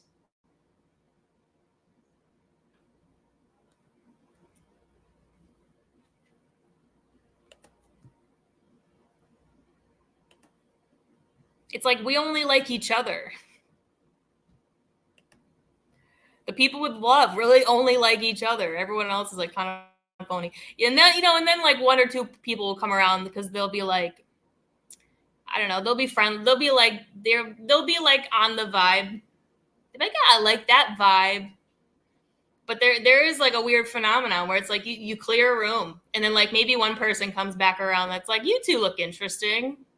And they're not like manipulative. Because when people come around and they're manipulative, like it's too easy to see now. You just be like, fuck off. The devil wouldn't even try it. That tactic is up. Women are way too intuitive now. But before that, yeah, people come around. Actually, you know what I didn't like? I noticed sometimes people would always try to get you to talk about your sex life, which I didn't appreciate at all. So I feel like it's too obvious if somebody was coming around that they were trying to like culturally like manipulate us. It's way too like I'm gonna notice. But I did notice like what people do is like they want you to start talking like sexually debaucherous, or they want to like try to get you to talk about your sex life or like try to relate to you somehow with their debaucherous sex life, even if it's with their own wife. I can't believe how many married couples have like debauchery. I don't know. They're like they just do weird stuff, and you're just like, I can't relate to that. And also, like, I'm not a prude. I'm not offended by it, but it does seem to be like this weird little tactic from the devil, where like, is it like the only thing people think they can get, or this is spirit? It's all subconscious. People are just like Walking Dead, but like. It's like the spirit, something subconscious, but it's like that's the only time I really kind of felt like attacked, was like people come around and they just want to talk about sex, and you're like, I mean, this is kind of boring. Can we talk about something else? Like anything else? It's crazy. Who does like what culture does that? The other kind, right? Like, no one's offended. No one's like, hey, man, stop talking. You're just kind of like, I mean, I don't know, dude. You're barking up the wrong tree.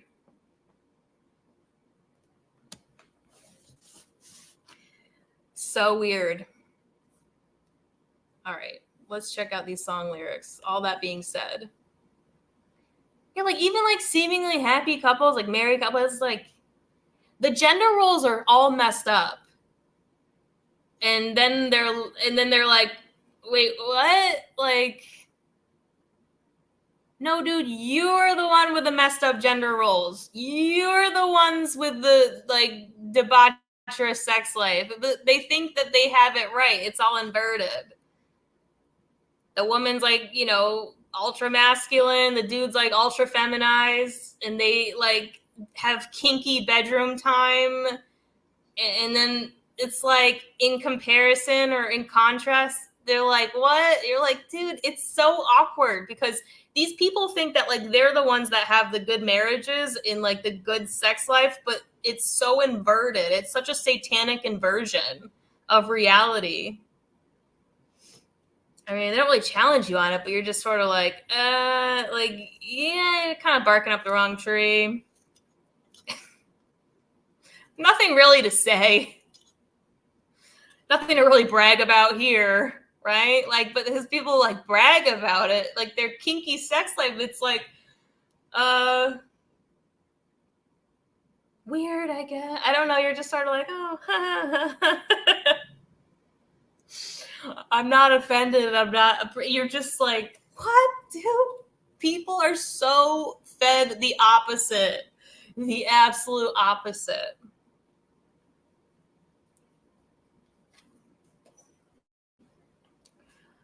Oh gosh, it's wild.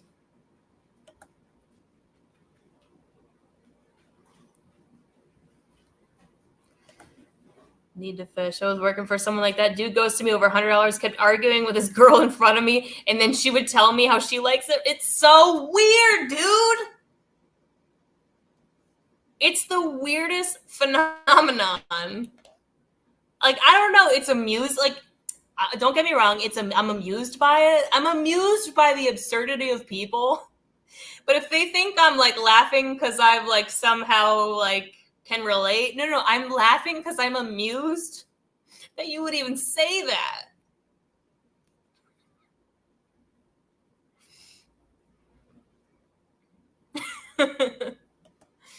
I don't know what that means, Rage, but that sounds funny. Sounds like a masculine charged girl.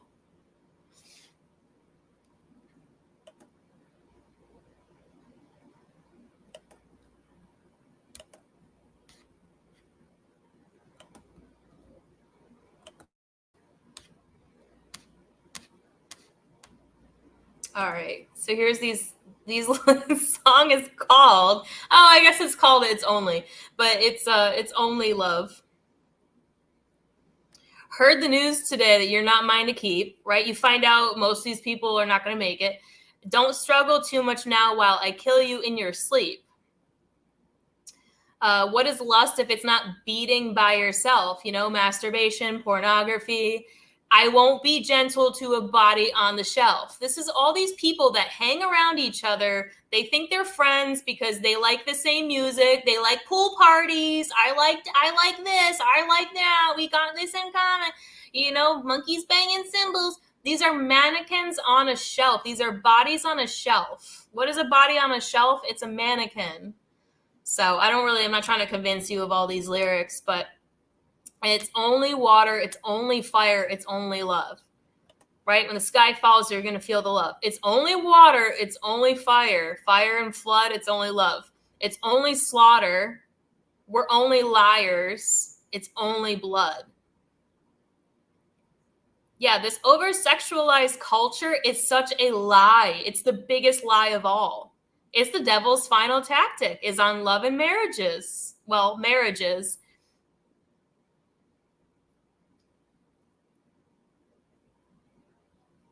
So it says here, you're only crying, you're only dying, you're only late. The lyrics are not late.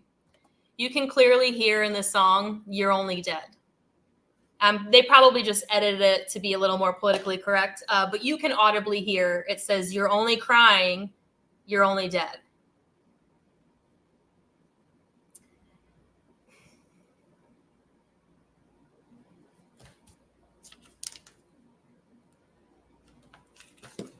So I thought I would study a little bit of Revelations out loud with you because I have some stuff. Satan lives for lust. So it's lust is the whore of Babylon, and this is very relevant to Revelation. The beast is probably the beast is like men who belong to God but have not saved. They are just possessed by lust. So it's not actually Satan that lives for lust. It's the whore that lives for lust. And the whore is riding the back of men. And then, they are now bastard sons of Satan, but they're not actually sons of Satan. They're sons of God. So we got to be very careful, I think, going forward as we're moving into the Antichrist communist regime. This is white Satanists. This is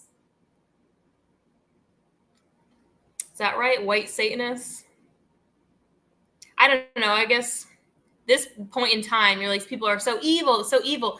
But there is a mechanism to Saturn that is very useful. Saturn was the god who eats his own kids, right? So yes, Satan attacks you, but it's also Satan in the whore. But then the whore is kicked out. Mystery Babylon is killed. So she won't be here anymore. So all that will be here is Satan.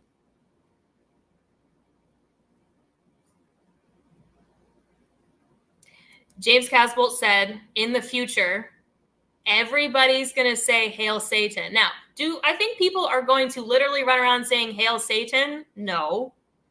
But when you take the whore of Babylon and separate the whore from Satan, Satan is a completely different mechanism. It's the whore of Babylon that lives for lust, right? It's a female energy. It's a very sick female energy, very predatory towards other women.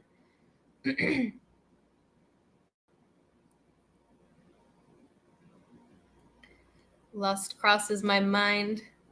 Riley needs a break. Cross my mind, but difficult not to fall for it when you find a woman attractive. Yeah, well, the distinguishing characteristic between lust and love is a fine line, actually. Eventually, it won't be the case, but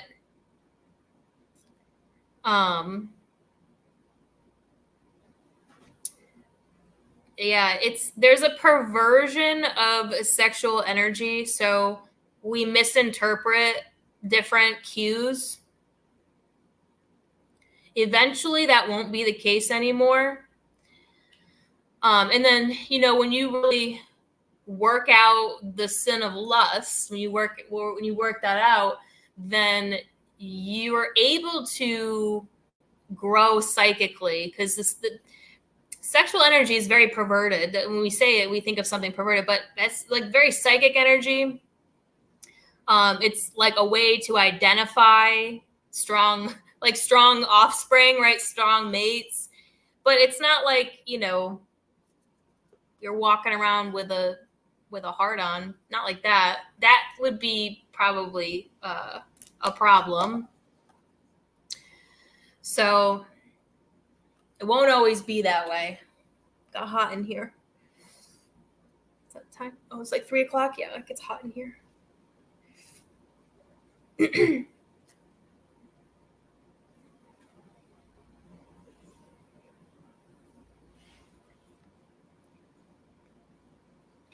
Revelation. So I'm going to start at 11 with a little commentary in between. So this is the part of Revelation that is all about the beast. So we're analyzing. I'm going to put a little thumbnail, because if you start reading from the Bible, I think people think it's kind of boring. But if you pay attention to what people left. The beast in Revelation decoded.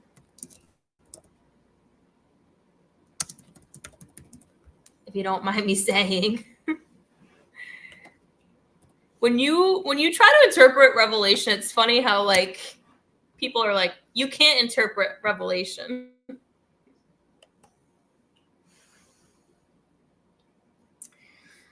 So from 11, the two witnesses. Then I was given a long cane and measuring rod. I was told, go out and measure God's sanctuary and the altar and the people who worship there, but leave out the outer court and do not measure it, because it has handed over to the pagans. Wait, is that right?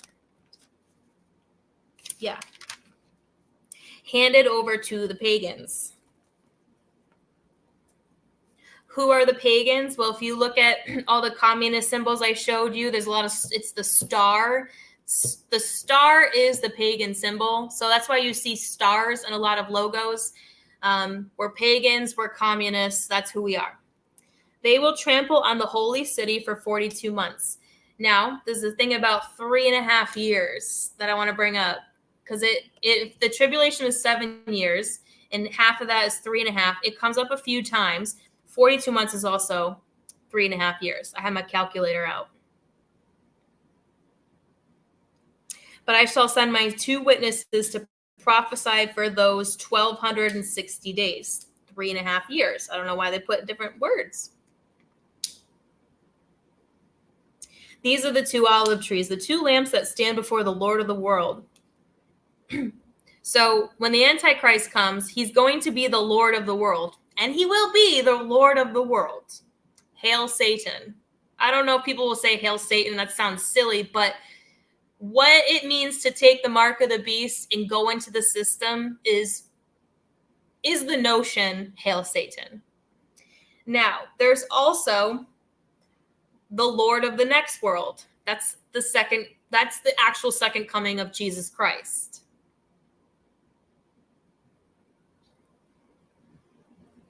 Fire can come from their mouths and consume their enemies if anyone tries to harm them.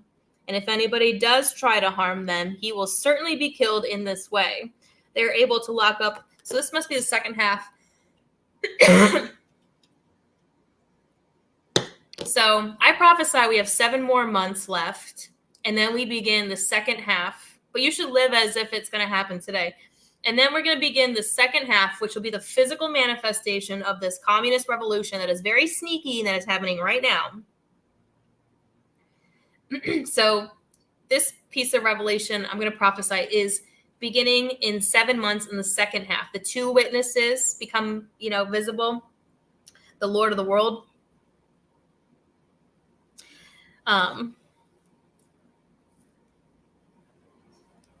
They're able to lock up the sky so that it does not rain as long as they are prophesying. They're able to turn water into blood and strike the whole world with any plague as often as they like. I'm prophesying in 7 months. These 2 people that are standing before the Lord of the world. Who's going to be the Lord of the world? The Antichrist. Satan himself. Right? The evil, or maybe not evil, but the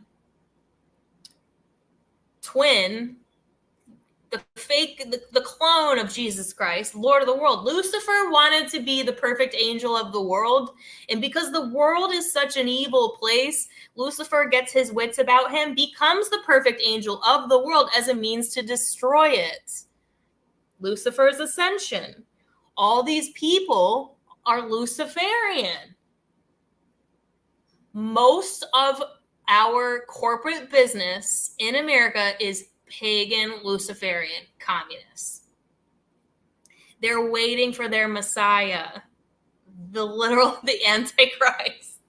I'm just laughing because it's such a funny time to be alive.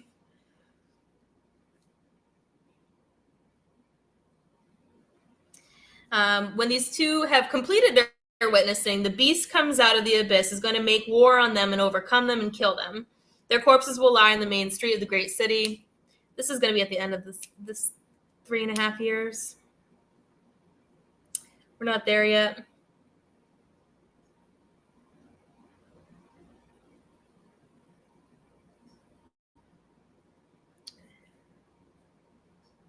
Actually, let's keep going. Wait a second. Let's actually read this in its entirety. So I'm predicting this is the very end of the tribulation. These 2 witnesses go out. They're wreaking havoc on the world. They can stop rain coming from the sky. Fire can come out of their mouths. They just are able to commit mass destruction.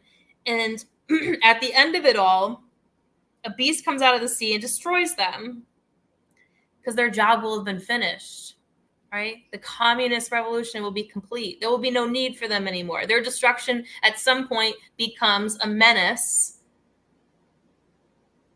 to the second coming of Jesus, right? Okay, destruction, enough's enough. Jesus coming back, okay? Get rid of the 2 witnesses who were able to destroy as long as they did. Men out of every people, race, language, and nation. It will be a globalist revolution. The people of the world will be glad about it, and they will celebrate events by giving presents to each other because these two prophets have been a plague to the people of the world. Yeah, the counterfeit reality is a plague to our world right now. Antichrist comes. Lucifer becomes the perfect angel of the world to destroy it all. These two witnesses go out destroying, destruction, and it's all great for however long it's needed, and then it becomes too much. Then it's time to stop. Then this end of the second half of the tribulation has ended, and people will celebrate. After 3.5 days, God breathed life into them, and then they stood up, and everybody who saw it happen was terrified. Then they heard a loud voice from heaven say to them, "Come up here." And while their enemies were watching, they went up to heaven in a cloud. Immediately, there was a violent earthquake, and 1/10 of the city collapsed. 7,000 persons were killed in the earthquake, and the survivors, overcome with fear, could only praise God of heaven. Maybe the mark of the beast isn't all that great after all. This is fun. The seventh trumpet. So I'm reading Revelation like 11 to 20, I think. So stick around. Pull up a chair. Go defrost your dinner. That was the second of the troubles. The third is comes quickly after it. That a seventh angel blew his trumpet, and voices could be heard shouting in heaven, calling, "The kingdom of the world has become the kingdom of our Lord and his Christ, and he will reign forever and ever." So if I'm just like crazy girl rambling about what I just read, I believe the two witnesses come when like the physical revolution begins. I predict it in 7 months, but it could happen any moment. Then it lasts for 3.5 years. So for 3.5 years, the Antichrist and his two witnesses are able to wreak havoc on the whole world because the whole world needs to be wreaked havoc on, right? There needs to be a correction that needs to occur, okay?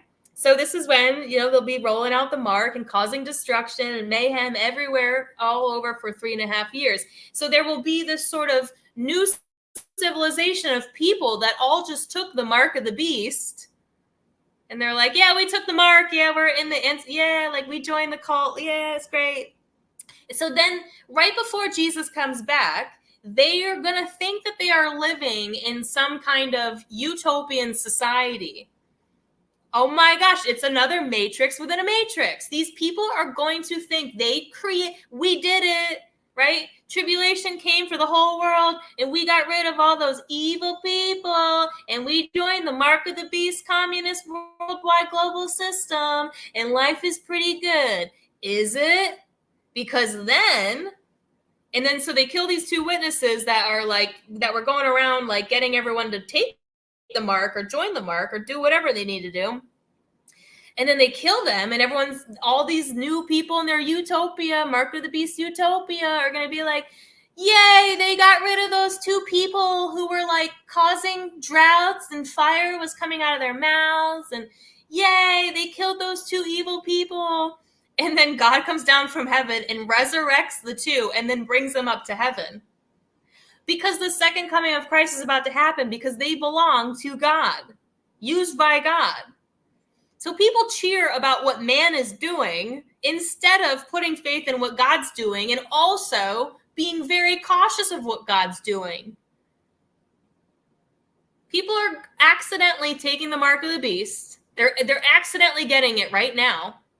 Well, everyone knows the phone's bad. Everyone knows all this stuff is bad for you. So it's a gray area. And they're putting their faith in man. They're not worried about what God's doing. In fact, they're so worried and fearful of the present reality that they don't put any faith in God. They're not concerned with what God's doing.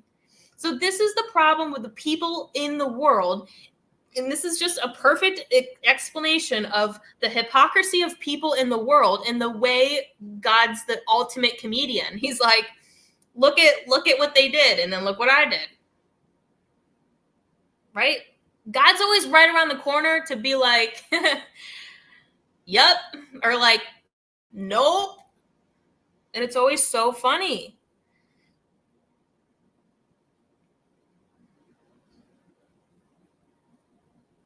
Like, nope, it ain't over yet. Jesus is coming back. That guy, that wasn't Jesus. Right? They're their Messiah, it's pagan Messiah. Their Messiah. They're like, nope. God's like, nope, that's not actually Jesus. Jesus is coming back now. So after all these people have endured what they thought was tribulation, survived it, right, by taking the mark of the beast, they think they're living in their utopia, and then it all begins again. Maybe like for a quick moment, but it's just so crazy. Like, nope, that wasn't Jesus, but Jesus is coming now. And then it all begins again. Well, probably really fast because there won't be that many people left at that point. This is like the Georgia Guidestones, getting the population down to like 500,000. And then some. Oh, my hands are sweaty.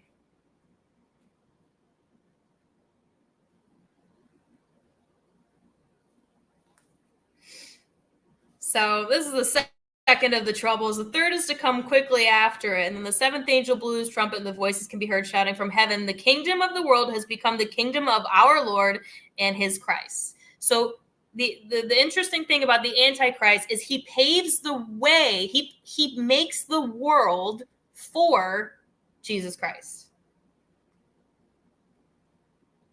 And he will reign forever and ever. The 24 elders enthroned in the presence of God prostrated themselves and touched the ground with their foreheads, worshiping God with these words, we give thanks to you, Almighty Lord. He is, he was, and he was, for using your great power in beginning your reign. The nations were seething with rage. So the people who still had faith in God are like praising God. The nations were seething with rage. And now the time has come for your own anger and for the dead to be judged, and for your servants and prophets and the saints, for all those who worship you, small and great, to be rewarded. I want to read the little footnote on that. The nations were enraged. Now it gives us Psalm 2, 1 and 5. I actually have that. Hold on.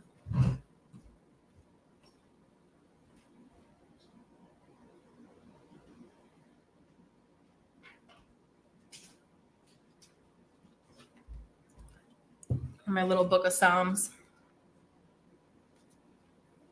I know, isn't it so cringe when people want to interpret Revelation? It's so cringe. But when I do it, isn't it fun?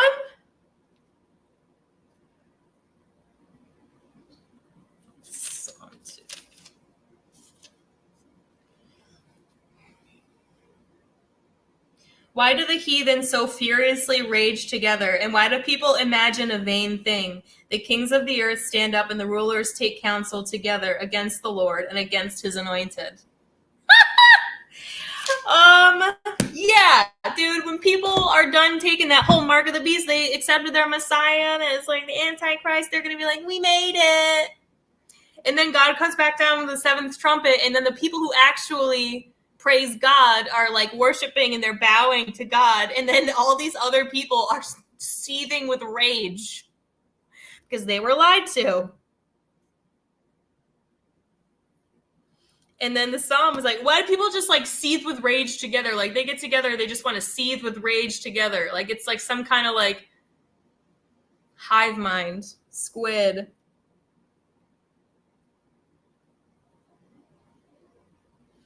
Then the sanctuary of God in heaven opened, and the Ark of the Covenant could be seen inside of it. Then came flashes of lightning, peals of thunder, and an earthquake and violent hail. It's so cool. I think we're really going to be living in a world that is so mystical. I mean, it's already pretty mystical here and there, but like we're going to be living in an increasingly more kind of magical, mystical, weird, like, whoa kind of world. I mean, you're already kind of like with the weather and the anomalies and all this stuff, you're already kind of like, whoa. Like, in all this the acts of the simulation and the synchrony and all the stuff and the psychic intuitiveness and all the love that's coming back. You're like, whoa, like that's just going to keep getting more and more enhanced. Maybe this is why Revelations was so hard to interpret, because we weren't considering the supernatural world that is ever presenting itself in our reality now. Now a great sign appeared in heaven, a woman adorned with the sun, standing on the moon, and 12 stars on her head for a crown. She was pregnant in labor, crying pangs of childbirth. Then a second sign appeared in the sky, a huge red dragon, which had 7 heads and 10 horns. And each of the 7 heads crowned with a coronet. Its tail dragged a third of the stars from the sky and dropped them to the earth. I just started to laugh because I was just thinking of that troll. Whenever someone tries to troll me about that, it's so funny because I'm just a clown about it. It's like, yeah. And no, I'm not a super soldier anymore. Stranger things are happening. People are literally manifesting into demons in front of your face. But people want to troll me about that. Like it's somehow supposed to be offensive, or like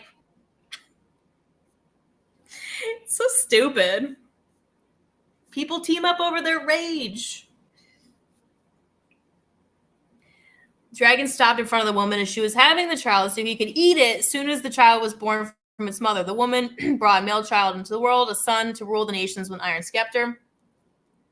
And the child was taken straight up to God into his throne, while the woman escaped into the desert, where God made a place ready for her and looked after her for 1,260 days. This is 3.5 years again.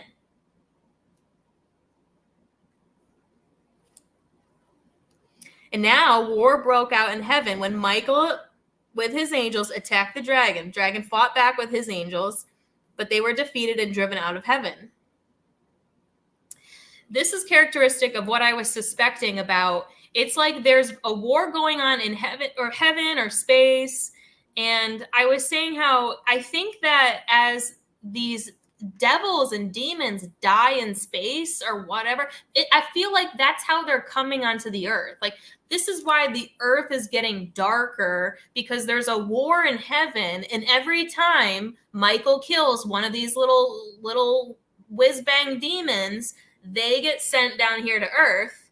This earth becomes darker, right? Speeding the process up here. And I think that's what this means in Revelation. They were defeated and driven out of heaven.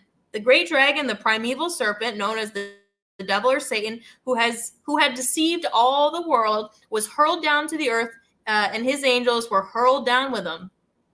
Then I heard a voice shout from heaven, "Victory and power and empire forever have been won by our God, and day and night before our God has been brought down."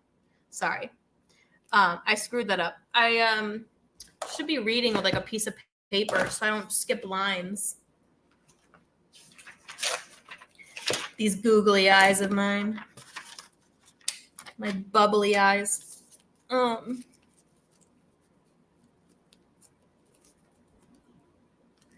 So yeah, then Satan and all these little demons are hurled down to earth. Angels hurled down with them. These dark angels. And I heard a voice shout from heaven, "Victory and power and empire forever have been won by our God, and all authority for his Christ. Now that the persecutor, so I don't know why my brain's retarded right now, who accused our brothers day and night before our God has been brought down." They have check your comments here. Story time. They have triumphed over him by the blood of the Lamb and by the witness of their martyrdom.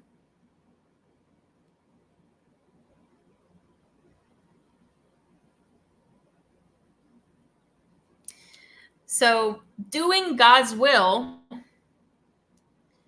is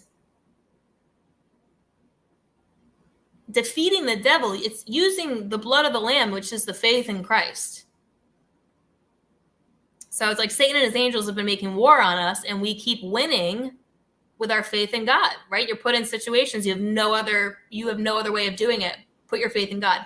And then when you put your faith in God and it works out for you, because it always will, you get more faith in God, and then you start doing more ballsy stuff for God, right? You start serving God even more. The devil's defeated by the blood of the Lamb, the perfect sacrifice made by Jesus Christ. We are dealing with a defeated devil in this world, but the lie is that we're not. The illusion is that we're not dealing with a defeated devil, but we are, because Jesus defeated the devil on the cross. All you have to do is believe in that sacrifice, accept the covenant that he opened, and then have faith and walk in faith and grow in faith and grow in wisdom. And then you have no more fear. Just as an experiment, I watched the scariest movie, Evil Dead Rising, last night, and I feel no fear.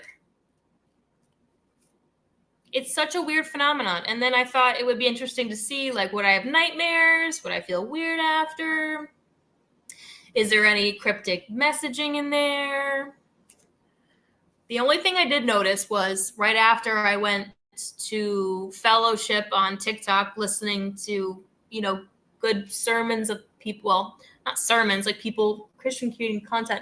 And the only thing I noticed that was weird was I was so distracted by what I had just watched that it was hard to switch gears and pay attention to what the person was saying. So, but then I just did a prayer for God to make my focus. But yeah, that was the only weird, because I just wanted to watch it. I don't watch scary movies, but I just wanted to watch a really scary movie because I wanted to see what would happen. No fear, no nightmares, but I couldn't pay attention when I switched gears because I was still so distracted by the Evil Dead. It was so weird. That's, my testimony of growing in faith is I have no fear. There's no reason. How many accidents are you almost in on a monthly basis?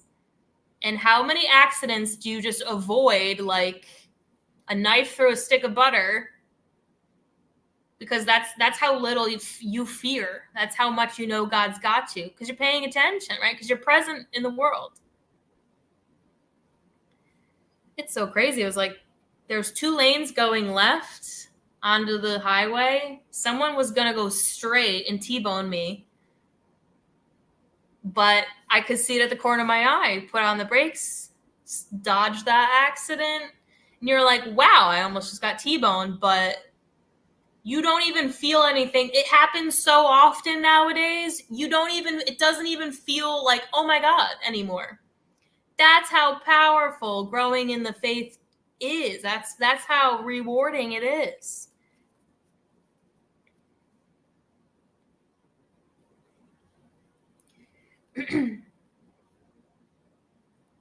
So they've triumphed over him by the blood of the Lamb and by the witness of their martyrdom, because even in the face of death, they would not cling to life.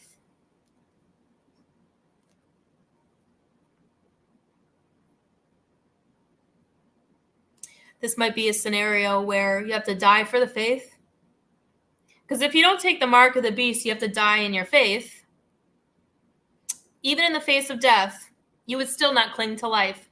Because death in going home to Jesus will be better than staying here and taking the mark of the beast.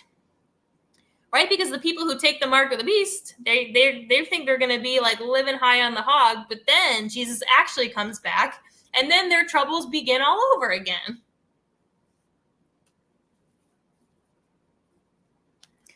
Let the heavens rejoice and all who live there. But for you, earth and sea, trouble is coming. Right? So dying for the faith and going to heaven for, to be with Jesus, it's like doing you a favor if martyrdom comes, which it sounds like it is. Because, yeah, for you on the earth and in the sea, trouble is coming for you.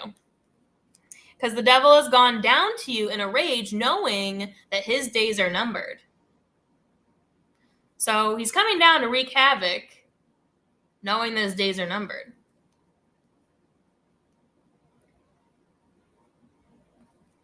So he's going to want to slaughter quite a bit or wreak havoc quite a bit. Because he's not going to have that very long to do, or, his days are numbered. As soon as the devil found himself thrown down into the earth, he sprang in pursuit of the woman, the mother of the male child, but she was given a huge pair of eagle's wings to fly away from the serpent into the desert to the place where she was to be looked after for a year and twice a year and half a year. Again, guys, this is 3.5 years. So the serpent vomited water from his mouth like a river after the woman to sweep her away in the current. But the earth came to her rescue. It opened its mouth and swallowed the river, thrown up from the dragon's jaws. Then the dragon was enraged with the woman. How much does the devil hate women and good mothers? How much do mothers kick the devil's ass? I think the devil hates good mothers, good women of God, more than anything. In a lot of sci-fi movies, it's always a woman, a pissed off woman, a mother that kills the devil. Even in The Evil Dead, the woman that ended up she killed the creature, she killed the beast that was created. She was expecting a kid, and she did everything to save her niece. Even by continuing to put herself back in danger to rescue her niece, she kept going back to get her. And they kept escaping, by the skin of their teeth, escaping situations, being delivered from situations, and then ultimately went back and killed the creature. Because it's an angry mother that kills the devil, really. And the dragon was enraged with the woman and went away to make war on the rest of her children. That is, all who obey God's commandments and bear witness for Jesus. Who are her children? All who obey God's commandments and bear witness for Jesus.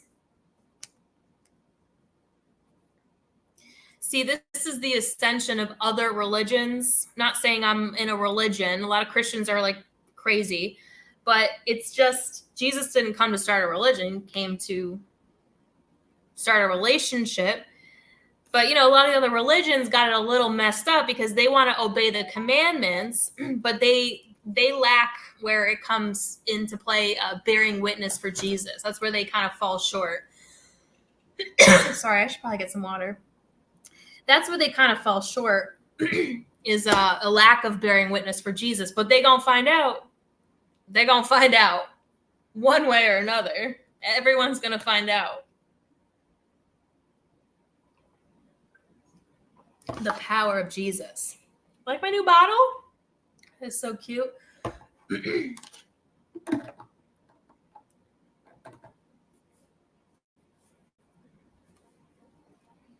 I was standing on the seashore. Okay, so next part.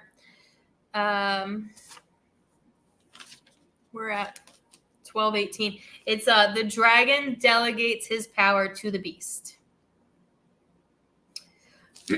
Same chapter, dragon delegates his power to the beast. Thanks for hanging out, guys. A little story time. I was standing on the seashore. Then I saw a beast emerge from the sea. It had 7 heads and 10 horns. With a coronet on each of its 10 horns, and its head were marked with blasphemous titles. I saw the beast was like a leopard, paws like a bear, mouth like a lion. Dragon had handed over to it his own power and his throne and his worldwide authority.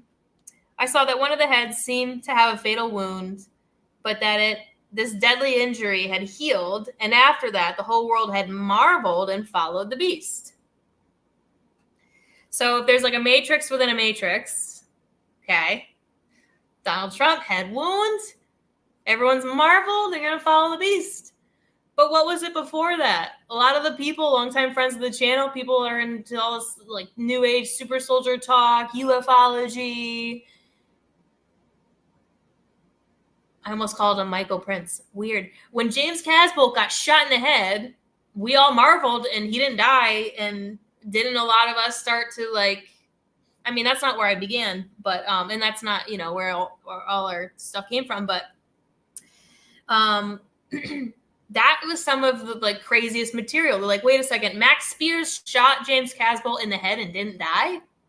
And there's photographs of the injury in the car. The window got ruined.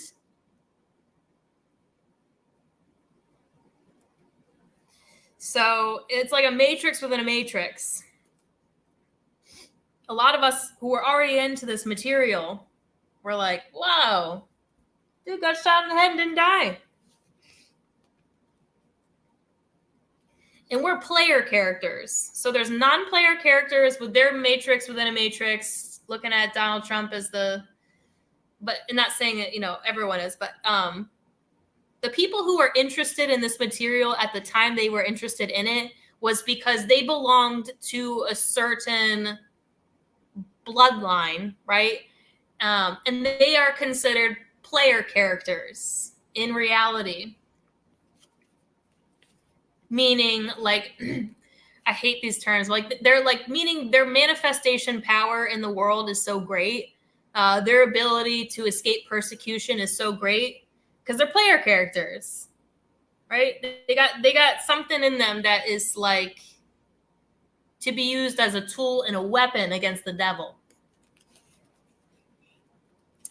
But then a lot of them are really dark as well. So not saying that, you know, and we follow God, not man, above all. But this is the beast decoded.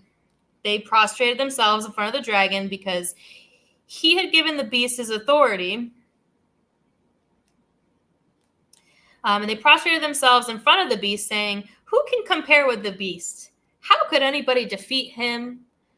For 42 months, the beast was allowed to mouth its boasts. 3.5 years again. What is 42 months? 3.5 years. What is with the book of Revelation in 3.5 years being said in different quantities over and over again? And then if tribulation is 7 years, and if I'm doing the math from my timeline, 3.5 years will be in about 7 months, which would cause, I think, the second half of tribulation. It should be 3.5 years. So the parts that are talking about 3.5 years, I feel like there's two separate parts of tribulation. And in the middle is like the massive like event, right? The pole change, the communist takeover, the mark of the beast, the shutdown, right? The whole thing.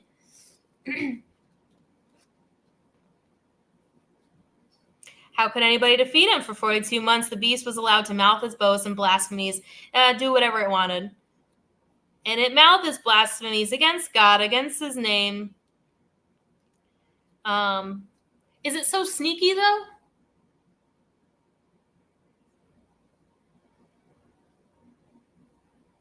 Or is it a matrix within a matrix? And then this is the Antichrist?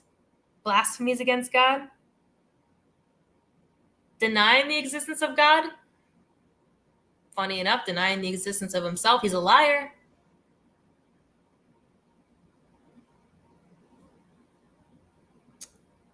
What's the word? Virtuous liars, if there's such a thing. It shouldn't be a thing, but the world deserves a virtuous liar against his heavenly blasphemies against God, against his name, his heavenly tent, and all those who are sheltered there. It was allowed to make war against the saints and conquer them, and given power over every race, people, language, and nation. Yeah, conquering the saints, dying for the faith. So you don't take the mark of the beast. All of the people of the world will worship it. That is, everybody whose name has not been written down since the foundation of the world in the book of life of the sacrificial lamb. This is going to come up again in Revelation 17:8. When I'm talking about counterfeit people, these are people whose names are not written in the book of life, according to Revelation in the Bible. If anyone has ears to hear, let him listen. Captivity for those who are destined for captivity, the sword for those who die by the sword. So you either going into captivity with a communist takeover, or you're going to die by the sword. You live for the sword, you're going to die for the sword. And yes, you will. Happily, with great joy. This is why the saints must have constancy and faith. You got to keep constancy and faith, because you're either going to go down into captivity with the mark of the beast system, or you're going to die with a sword. So saints have to keep constancy in their faith. Do not fall from the faith. There's a great falling away right now. It's so bizarre, because I don't know if people are so sick of the way things are, and then Donald Trump is giving them a new reason to hold on to the world and have faith in Donald, right? I know what it's like to kind of hold on to people or a relationship for a little bit too long, because they're better than nothing, right? Because you kind of know this is probably as good as it's going to get in this world. But that would be like falling away from the faith. So I think people are doing the same thing with Donald Trump. It's like they're just, oh, this is something to latch on to because it's better than nothing. But the lesson to learn is, don't ever fall away from the faith as a means to cling on to some worldly thing. You want to continue to follow God, because God has ways of Revelation for sure. People are going to think it's all great, and it's not great. You're going to go into captivity. And then the people that are taken into captivity, there's going to be another destruction. So they're going to go into this captivity, communist revolution, and there's going to be another destruction before Jesus comes back. It's funny, people are saying Jesus is coming back. So when the Antichrist comes, people are going to think it's Jesus. How cute is that? And then Jesus actually comes back. So yeah, dude, we were saying Jesus was coming back, but we meant later. But people want to hold on to the world. They want to hold on to anything here. It's just a fleshly. It's like a symptom of living in the flesh. But don't fall for it. And it's all very sneaky. It's all very sneaky. All right, same chapter. We're still in the same little piece of the timeline here, but we're moving on to the false prophet as the slave of the beast. Then I saw a second beast. It emerged from the ground. It had two horns like a lamb, made a noise like a dragon. The second beast was servant to the first beast and extended its authority everywhere, making the world and all its people worship the first beast. This is interesting. The second beast was a servant to the first beast, extending its authority everywhere, making the world and all its people worship the first beast. So there's a beast culture that's already in place. Elon Musk, Donald Trump, corporate America. This is already in place because it's getting everybody to worship the first beast, which had a fatal head wound. Which everyone thinks this is Donald Trump, but it's not. It's actually James Casbolt. You see, it's funny. God has a way of tripping people up over and over and over again. You think it's Donald Trump, then God's going to be like, bam, it's James Casbolt, probably going to be the name Peter Romanus. And people are going to think that's Jesus, or it's over, we did it. And then bam, Jesus actually comes back. And then the people who don't really love God are going to be mad again. And then they're just, I don't know what. God gets rid of them. Because you can't have those people on this planet when Jesus comes back. God is setting up a table for his son. You see? He's setting it up, and he's setting it up. And there's war in heaven. There's been so much war happening in the heavens. All people worshiped the first beast, which had a fatal head wound and had been healed, and it worked great miracles, even to calling down fire from heaven on earth while the people watched. That's interesting.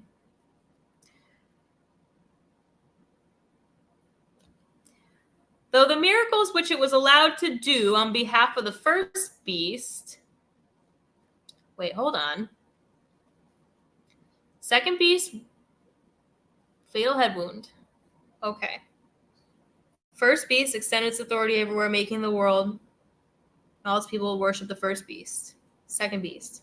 Kama, which had a fatal head wound. Second beast has a fatal head wound. So yes, no, this is accurate. Donald Trump is getting everybody set up to accept the first beast, which is James Casbolt. If you want to get behind that or not, whatever.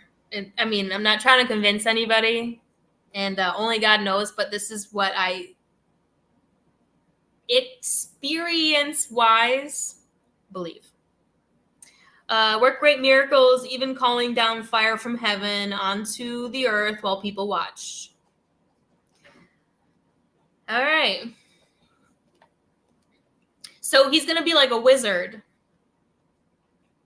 I'm not joking. Like, I'm serious. Like, the world is getting, it's getting kind of like more mystical, magical, right?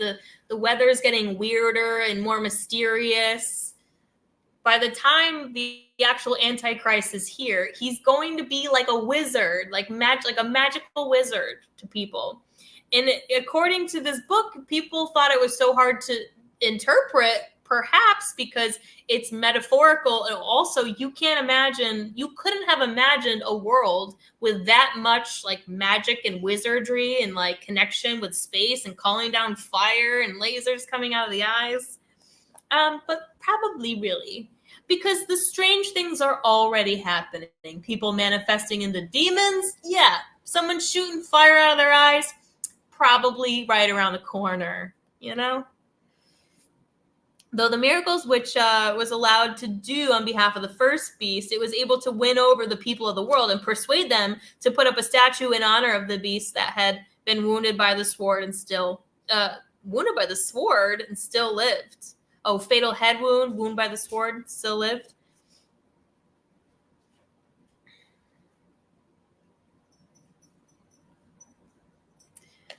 That's interesting because these fatal head wounds are done by bullets,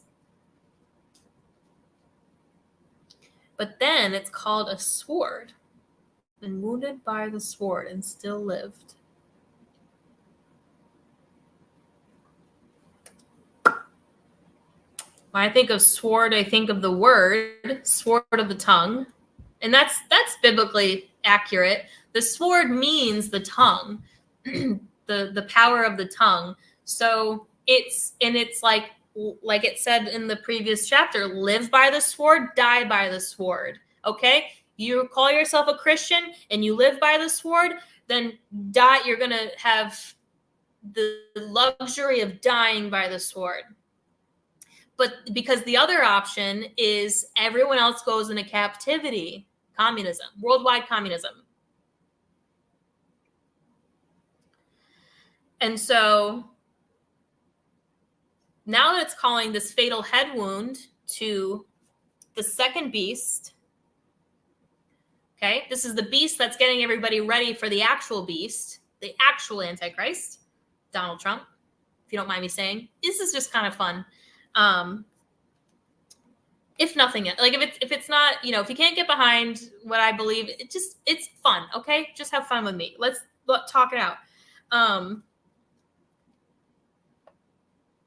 Head wound by the sword and still live. So if the sword of the tongue is biblically like the sword of Christ, okay, all these Christians, like the culture of Donald Trump survived all these Christians, and the sword of the tongue and the call for repentance. So that was worth analyzing because it's a metaphor. Wounded by guns, sorry. And then the Bible calls it a sword. And if this is metaphoric for something, so it's happening physically, but it's also a metaphor for something. The head was wounded by a sword and it still lived, right? The world has been wounded by the Christian Revolution, but Donald Trump's cult still survived. Still the beast, second beast. It was allowed to breathe life into the statue so that the statue of the beast was able to speak. and to have anyone who refused to worship the statue of the beast put to death. Okay, read the footnote on the statue. I know it says DN. I don't know what that means.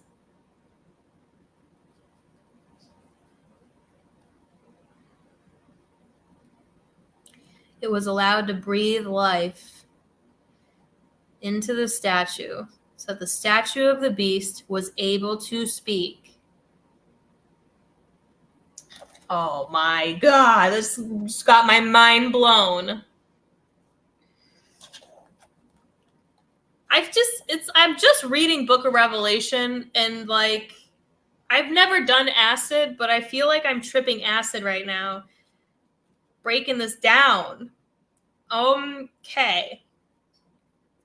So there's a second beast who's creating a cult for the first beast, right? Donald Trump's creating a cult for the actual Antichrist. He survived a massive head wound by a sword. He survived the Christian Revolution. There's a lot of Christians still in the little Trump train. And this is allowing life to breathe life into a statue, so the statue of the beast was able to speak. Oh my God, dude.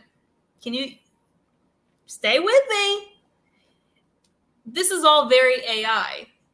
Okay, this is very AI hive mind. There's a macro and a micro. So the reason why so many quote unquote Christians are going to accept this mark from the Antichrist is because people are like offloading and they're becoming so AI and so robotic in nature, so robotic. You know, we're merging with technology. Our brains are merging with technology. So when the actual Antichrist comes on the scene, so many people, Christians, say they're Christians, they are going to accept him as the Messiah because he is the macro to that micro hive mind. Okay.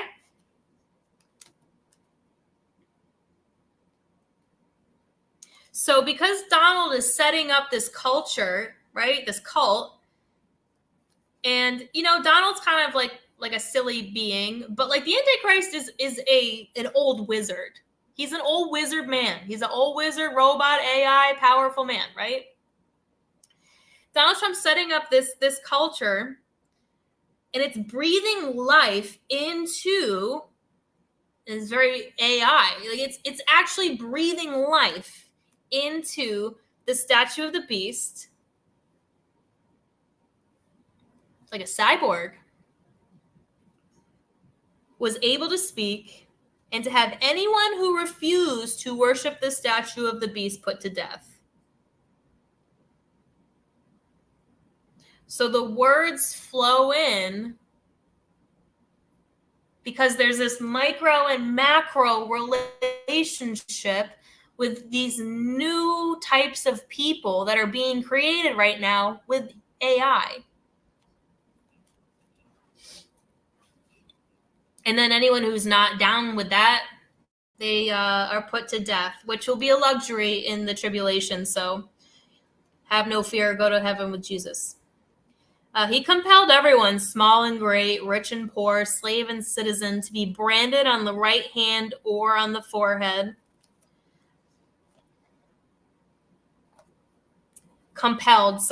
He just compelled everyone, small and great, rich and poor, slave and citizen, to be branded on the right hand or on the forehead. It made it illegal for anyone to buy or sell anything unless he had been branded with the name of the beast or with the number of his name. 666, of course. Okay, this is interesting. Branded anyone, small and great, rich and poor, slave and citizen, to be branded on the right hand or on the forehead. Compelled, not commanded, compelled people.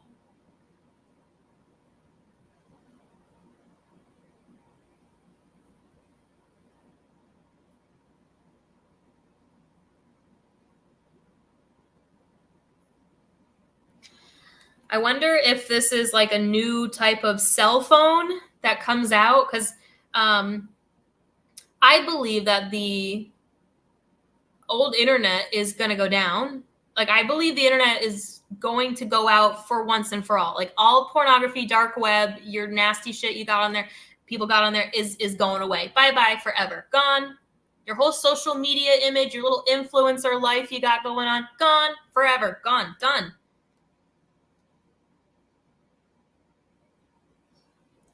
And perhaps a reintroduction of, maybe that's what Starlink is. Maybe you need a new phone in order to continue to buy and sell. Everything will be digital. Bank accounts wiped out. I don't think there's going to be any record of how much money you had.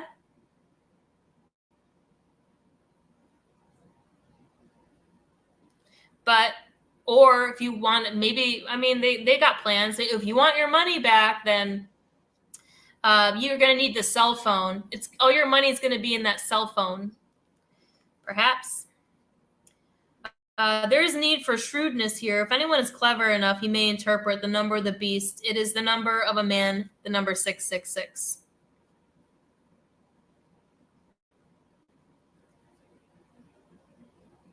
Statue of Liberty has 7 horns. Well, it's 7 heads and 10 horns.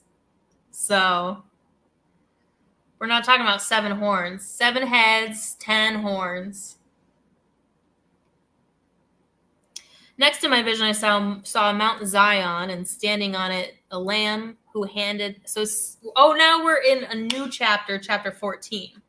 So this could be a different timeline, meaning this could be the beginning of tribulation, because I think we just came out of the middle of it.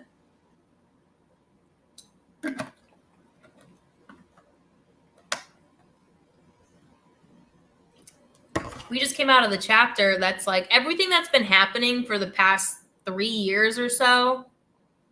That's what we just read. Like, this has been going on for the last 3 years, right? And we're at the end of it, and that just happened. Fatal head wound.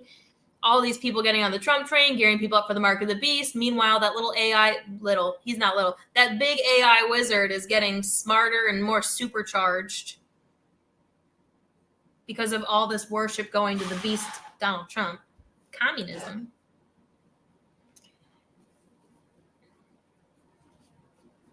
People get smarter when their cults mature. It's smart. Okay, intellect does not necessarily come with age anymore.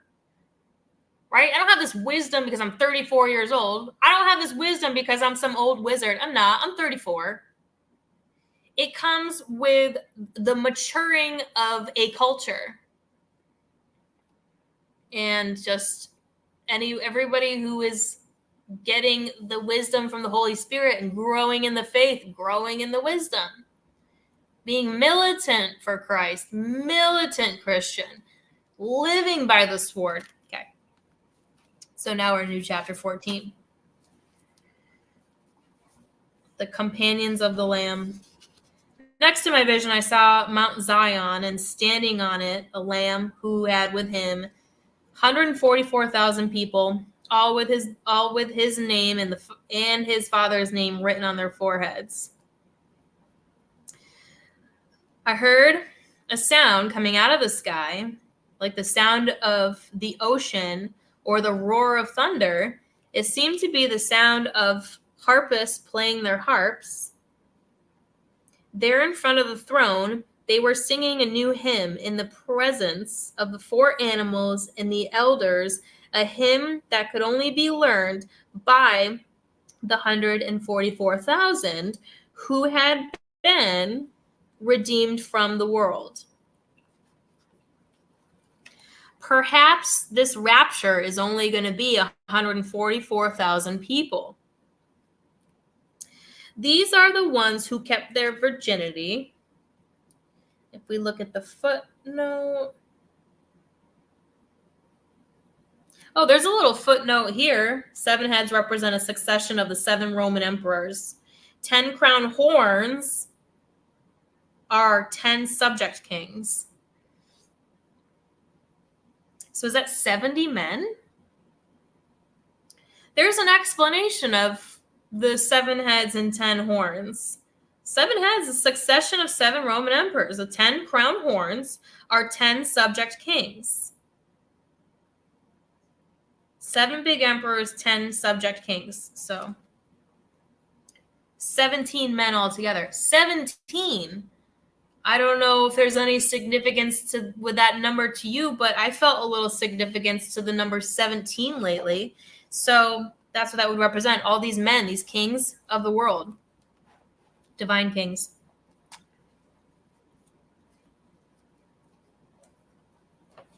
Not of the world, sorry. Kings of, like, by God. Kings of the world are right now are like creepy, like the counterfeit people. It's a matrix within a matrix. Not kings of the world, kings of heaven, like the kings of, like the God's kings, God's divine kings. 17 men. That's what the 7 heads, 10 horns are.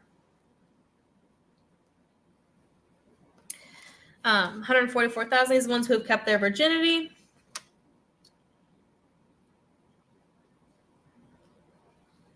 And so often in the Old Testament, virginity stands for faithfulness, and adultery or fornication for idolatry. So yeah, virginity stands for faithfulness, and the adultery and fornication is considered idolatry. That's why the sin is so bad, because it's idolatry.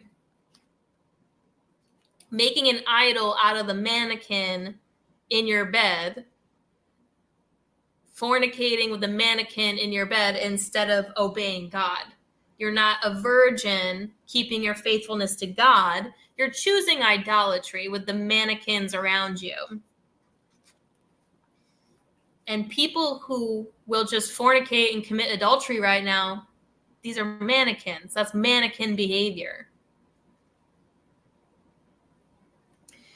But the 144K, those are those who kept their virginity, not been defiled with women. They follow the Lamb wherever he goes. They have been redeemed from among men to be the first fruits for God. First fruits for God. That's probably the rapture. It's probably only 144,000 people. And it's people who kept their faithfulness to God. This might be, it might be important to divorce yourself from somebody who is challenging your like making an idol out of a spouse above God, but they are not evenly yoked to you. I saw a girl on TikTok. She was saying how her husband is he's not good, right? He's not doing good. He says the right things, but he's not acting right. He's substance abuse, went to jail. She's like, I'm not going to bail him out. She's like, but I'm not going to divorce him. She's got this thing about not divorcing the guy. But I don't know. I think it might be the time to cut these cords, because I don't know. I guess people would have to consult their own, relationship with God and Holy Spirit there. But I don't know. You see people making an idol out of having a boyfriend or having a girlfriend instead of God. I had to get rid of my boyfriend because he was interfering with my relationship with God. Because there was a war. It's either you choose me or you choose these dark, evil witches. Because I can't have both. God can't have both. You can't be lukewarm. And that's a metaphor to every man in the world. You either choose God or you choose the temptations of lust or money or food or monkeys banging cymbals together or just loud music and parties and pools and worship and praise. This is all idolatry. And then those cultures tend to lead to fornication and adultery.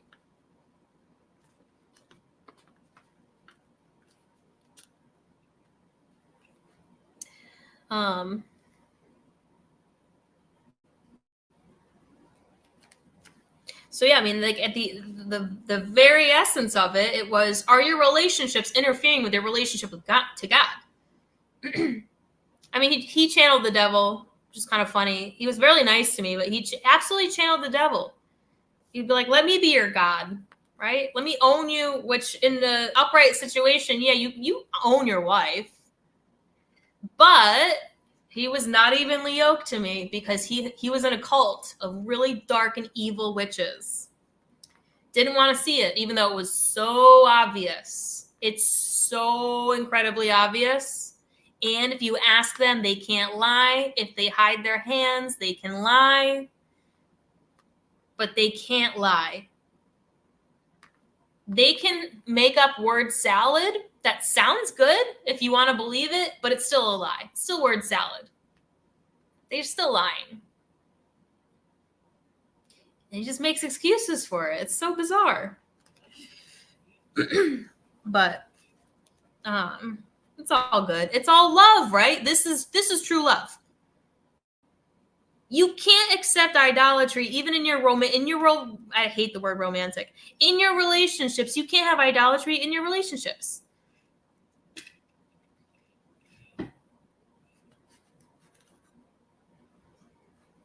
This world is so over because you, like, in this world, it's like you virtually can't have a healthy relationship.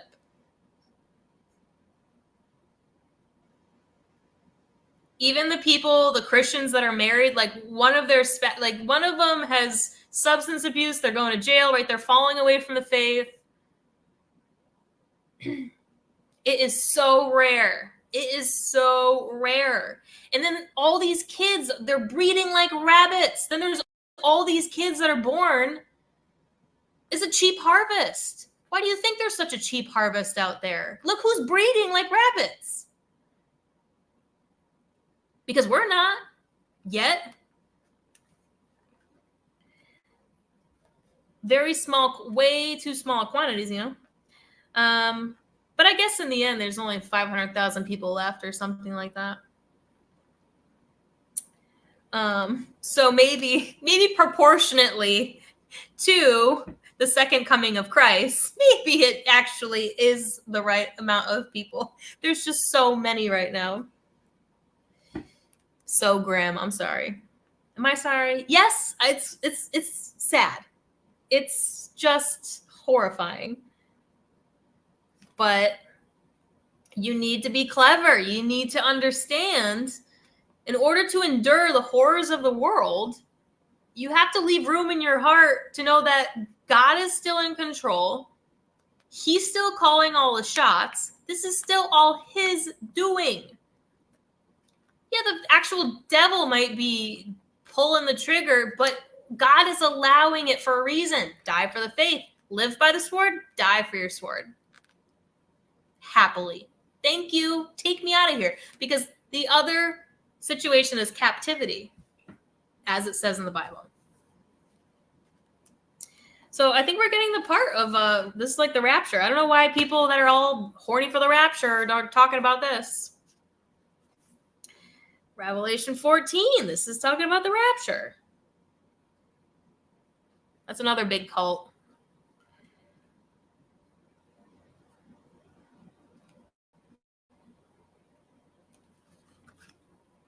They never allowed a lie to pass their lips, and no fault can be found in them. This is so funny. Like the little beasts channel the devil. Like all they do is lie. Like they don't realize they're doing it though. This is the funniest thing. Lucifer is such a liar, but he does not know that he's lying.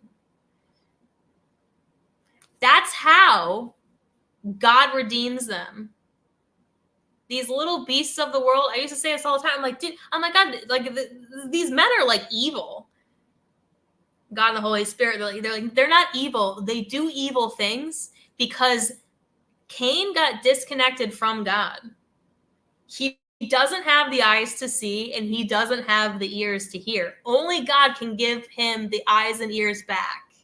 But so long as the little Lucifer Cains are running around without eyes and ears, it seems like they're liars. They don't know they're lying. subconsciously, I think I think the spirit knows, because when you say it, like, you channel the serpent, like you're just trying to challenge God's authority in my life. You're trying to see if I'll sway to what my God tells me. And then they just sort of laugh. I don't know, they're all like twin brothers, all so similar. It's all love, it's all love. But the thing is, like, a lot of women date men like this, and then they like they call them narcissists, and they like get themselves like more and more like trapped in their web. But they are programmed to get you to see you're not here to be in a relationship with them. You are here to grow a relationship with God. You belong to God. That's why we polarize. And then women get so sucked into narcissistic men's shit because this is literally the tool, the mechanism that they are. If you keep putting the idol that is your boyfriend, who's a narcissist, above God, the narcissist gets worse and worse and worse and worse. And then why is there such a field of study on it? Because it's like the spirit of Lucifer, Cain. It's his job. He's just doing his job. Because some of them aren't even like all that trashy, but some of them are really trashy.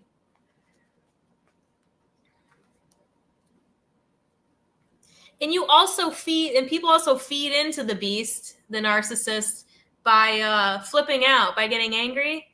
You're not supposed to actually endure anger anymore. You're not actually supposed to endure fear anymore. But when you anger and you fear, you're giving all this energy, which is making the person more narcissistic. This is why a narcissist would feel at peace around like a militant, Holy Spirited person, is because they are not sitting there falling victim to their every tactic. Then they can relax, right? Then they can be who they really are.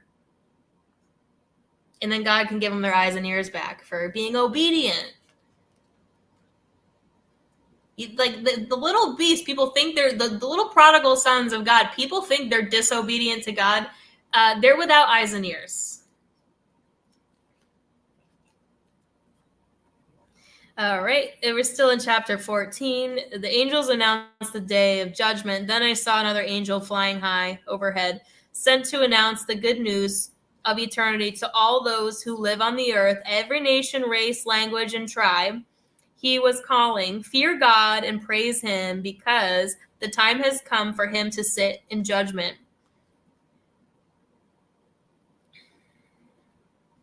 The time has come for him to sit in judgment. It's going to be a dark day for a lot of people, but we're going to be like, yes, finally, please, come sit in judgment, God. Worship the maker of heaven and earth and sea and every water spring. A second angel followed him, calling, Babylon has fallen. Babylon the Great has fallen. So when Babylon falls, we are relieved because we know God is finally coming back to judge the world. Babylon, which gives the whole world the wine of God's anger to drink.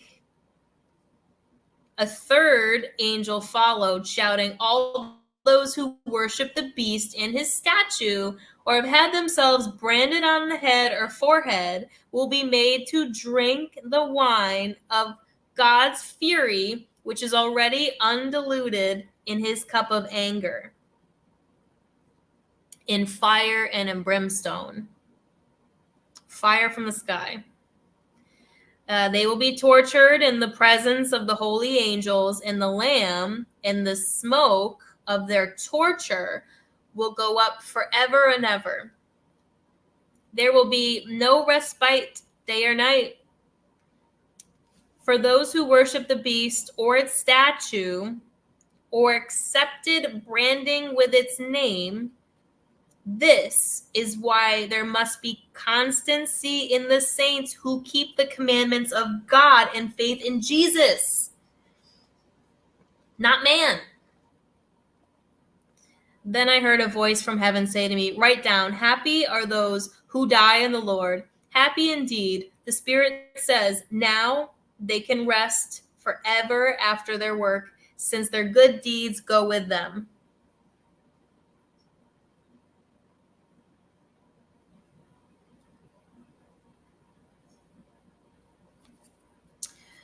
So the rapture would happen for 144.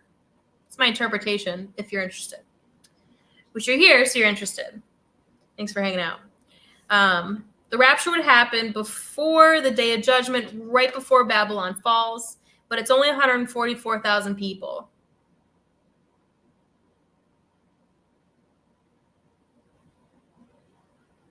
And then Babylon is getting judged.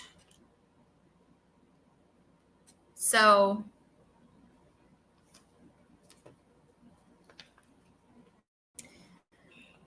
there's two beasts. You know, you have the second beast, which is like Donald Trump, which is paving a way for the first beast. So people have already taken the mark of the beast, right? They're already like sucked into they're already offloaded into the freaking phone. They're just like geared up to take the next mark.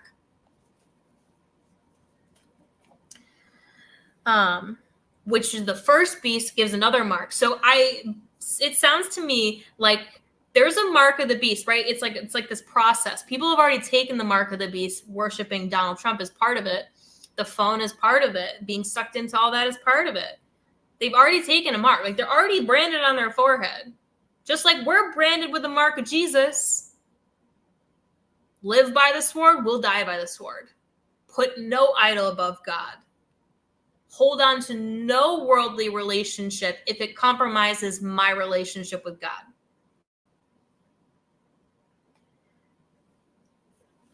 You know, respectfully. It's okay. You know, in this world, love is not enough. There needs to be obedience to God.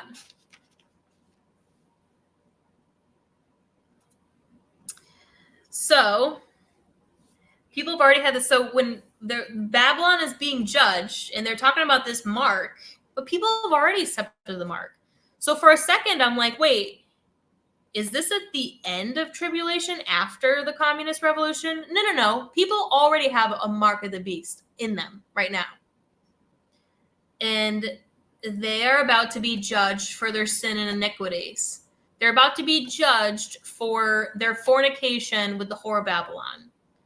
Their spiritual fornication with the whore of Babylon. This is spiritual fornication.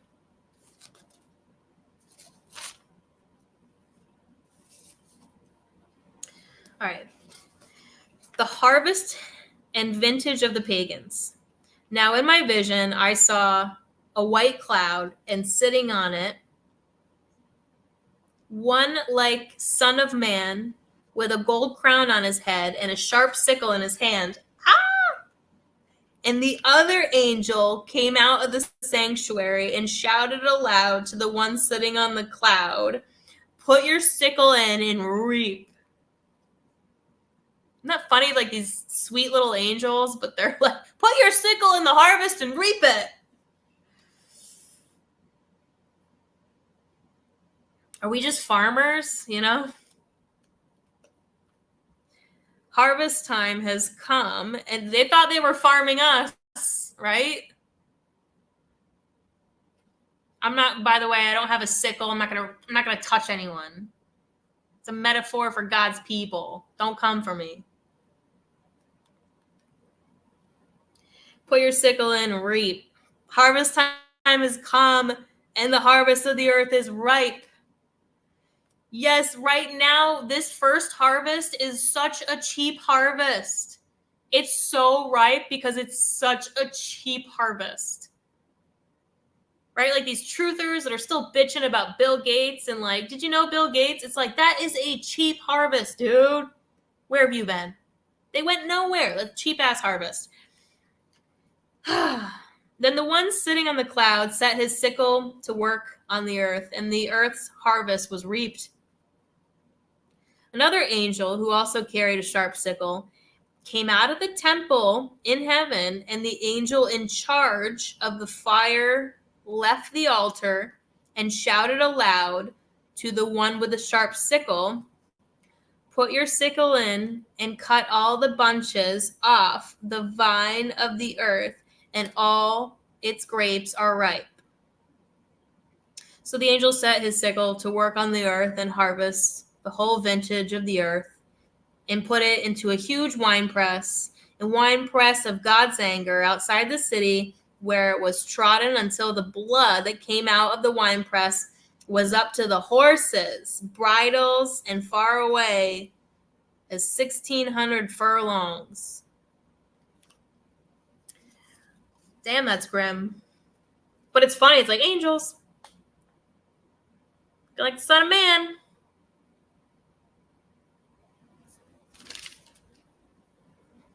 Right? This is Revelation 14. We're talking rapture. Babylon falls. And the harvest is reaped. And this is the vintage of the pagans. The harvest and vintage of the pagans. So pagans are not all bad. They also do the harvesting. Right? These some communist pagans. I think this used to read like, oh, pagans, you're all getting reaped. No, dude. Pagans are like Lucifer, like the white Satanists, the Luciferian, like the positive Luciferians. These are pagans. Because Christians don't want to put their sickle in and reap a harvest. That's not who we are. No, thank you. No, thank you. I don't want to do that.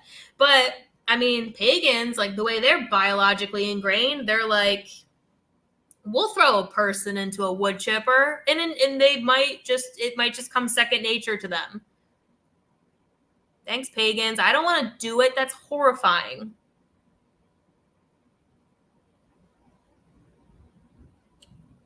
Ooh, a storm is rolling in. I love a good storm. Yeah, I'll keep this one up.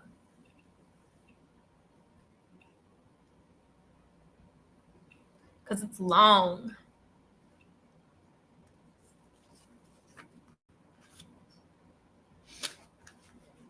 I'm tired, but I have a goal to reach. I'm going to keep going. It's going to be a long one. What I saw next in heaven was a great and wonderful sign. Okay, so this is chapter 15. Chapter 14, rapture, just a harvest of sorts. Fall of Babylon, right? People are being judged for their sin and iniquity. And then they're harvested by the pagans. They come in and take care of all the bodies.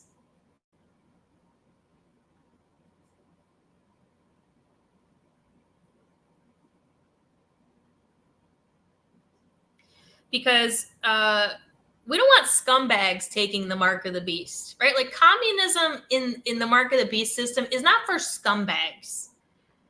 Scumbags are people who fornicate with the whore of Babylon. And so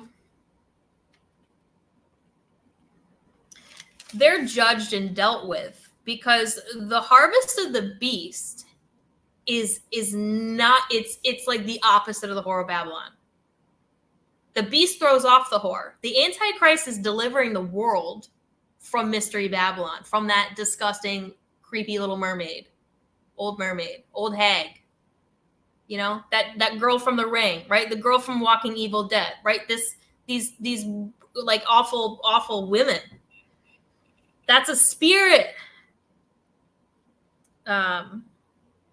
That's not going in the beast system. The first beast system, yeah. Like right now, the people that got the mark of the beast, yeah, they're fornicating with the whore of Babylon. But the second round, nah, we don't want you.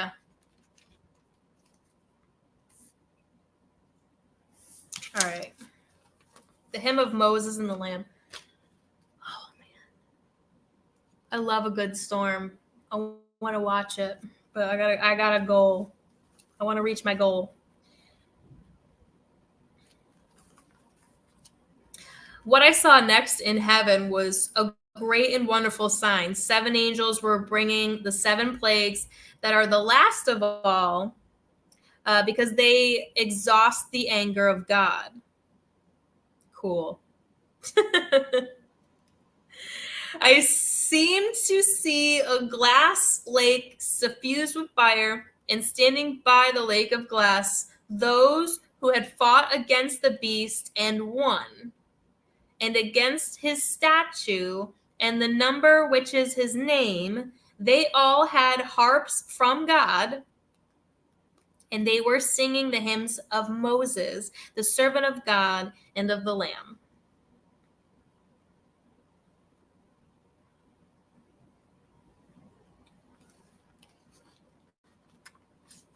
How great and wonderful are all your works, Lord God Almighty, just and true in all your ways, King of nations, who would not revere and praise your name, O Lord?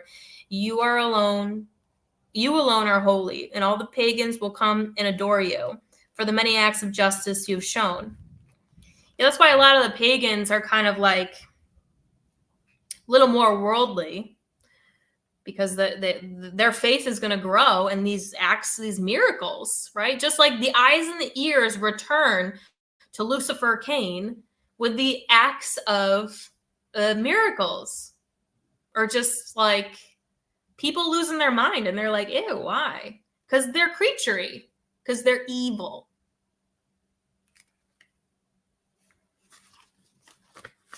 The 7 bowls of plagues. After this, in my vision, the sanctuary, the tent of the testimony, opened in heaven, and out came the 7 angels with the 7 plagues, wearing pure white linen fastened around their waists with golden girdles. One of the 4 animals gave the 7 angels 7 golden bowls filled with the angers of God, who lives forever and ever. All right, so this is let's keep going. The smoke from the glory and the power of God filled the temple so that no one could go into it. Yeah, there's this metaphor of like all these wicked, evil people being completely judged by God physically. And then like the smoke of their torment goes up to heaven. And it's called the glory and the power of God. The smoke from the glory and the power of God. It's filling this temple of testimony, the sanctuary, so that no one could go in it until the 7 plagues of the 7 angels were completed. Then I heard a voice from the sanctuary shouting to the 7 angels, "Go and empty the 7 bowls of God's anger over the earth."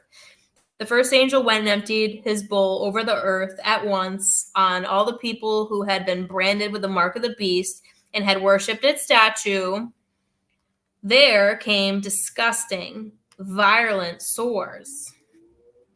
Second angel emptied his bowl over the sea, and it turned to blood, like the blood of the corpse, and every living creature in the sea died. Third angel emptied its bowl, the rivers and waters turned into blood. All right, we get the idea. But if we're talking timeline,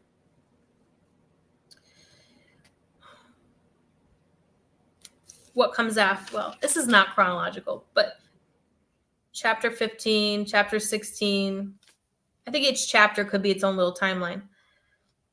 I mean, this has to be after, the bowls have to come after the big mark of the beast that is coming with the Antichrist, the actual one. But there are people who defeated the beast. So this is interesting because in the whole world, so first there's the rapture, the 144,000 are taken as God's first harvest. Like his first fruits is the rapture. They escape persecution. That's not a lot of people. 144,000 is not a lot of people in the world. So will it be that noticeable? Not really, dude. And then God judges Mystery Babylon. So all these people, these like trashy, sinful people They drink the cup of God's anger. They're being judged mostly in the probably I don't know everywhere. I don't know, pornography's everywhere, but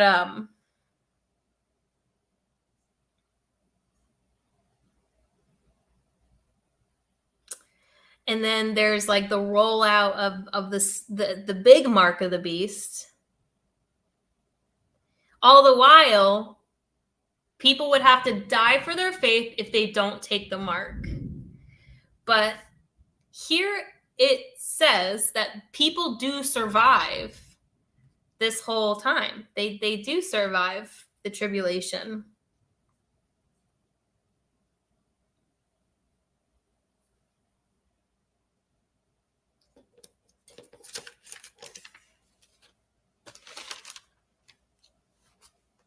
Is it people who take the Antichrist mark that are just like biologically superior than everyone else? Or, you know, it's just like a way to find the good genes.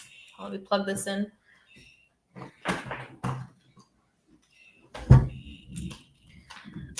Or are there a lot of Christians out there who really want to survive the tribulation? They got some kind of worldly stake in the game. Be like more of a Luciferian Christian.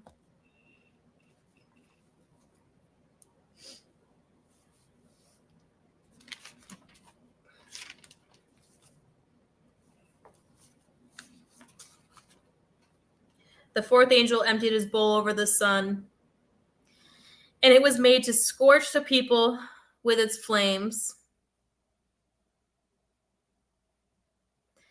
But though people were scorched by the fierce heat of it, they cursed the name of God, who had the power to cause such plagues, and they could not repent and praise him. Because they thought that they had won the world.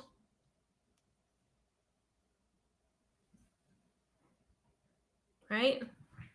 Oh, we escaped the persecution of Mystery Babylon. We took the mark of the beast. Yeah, we made it. God's like, nope. Nope, because you still put an idol above him. And it's not like, how did people end up doing that? It's not very innocent, right? That's not a person with a very big heart. But the people that got a big heart, they're going to be like, oh, whoops. But then these other people are going to see these miracles of God and curse him.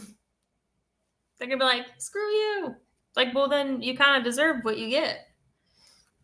Fifth angel emptied his bowl over the throne of the beast, and its whole empire was plunged into darkness.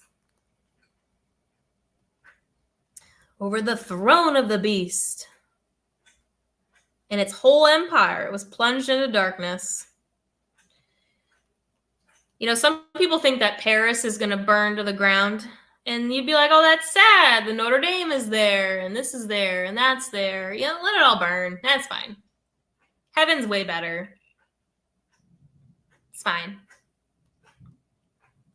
Men were biting their tongues for pain, but instead of repenting for what they'd done, they cursed God of heaven because of their pains and sores. It's not going to heal your sores if you curse them. That's not how it works. Sixth angel emptied his bowl over the great river Euphrates. All the water dried up so that a way was made for the kings of the east to come in. Kings of the east, who are they? It's a hymn.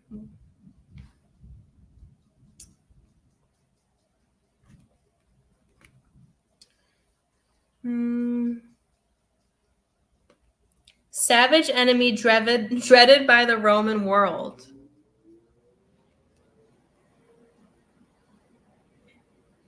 So the savage enemy of the East, dreaded by the Roman world, the West. So this must be a king that is superior to the kings in the West.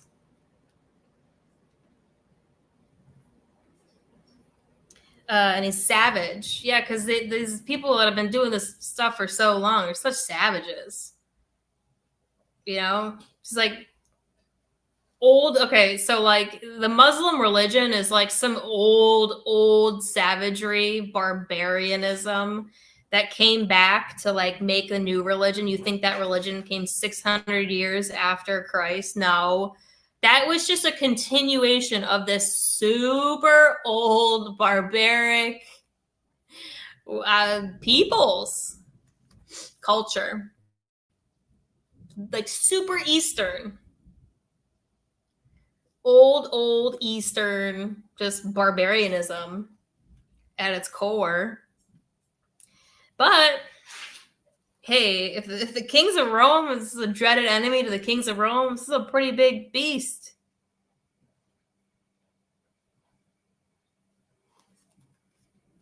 I don't know why I hear him like Persia, like Persian. Like think of the movie 300. It was like those like, you know, dark, like those darker people, the guy with like gold skin. He's all gold, he had like the old ring. And then like the Romans look like hot dudes, and you're like, what? Who are these people? Just these old ass barbarians. Just never change. So funny. We live in the same world. It's so funny. Then the jaws of dragon and beast and false prophet. I saw 3 foul spirits come. They looked like frogs. Ew.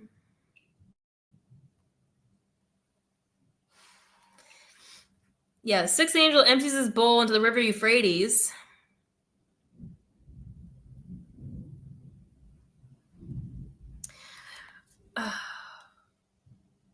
To me, the river Euphrates is like an actual river, but also it represents the I don't want to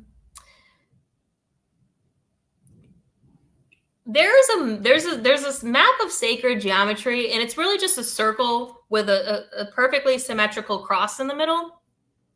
And this is a map of sacred geometry that represents like the mother, the father, and then the 2 sons, right? So it's like Adam, Eve, Cain, and Abel, right? It's like Gabriel, Michael, Lucifer, Raphael. There's like 4 like major angels throughout history. There's like 4 major elements, I should call them. They're also elements: earth, wind, fire, water.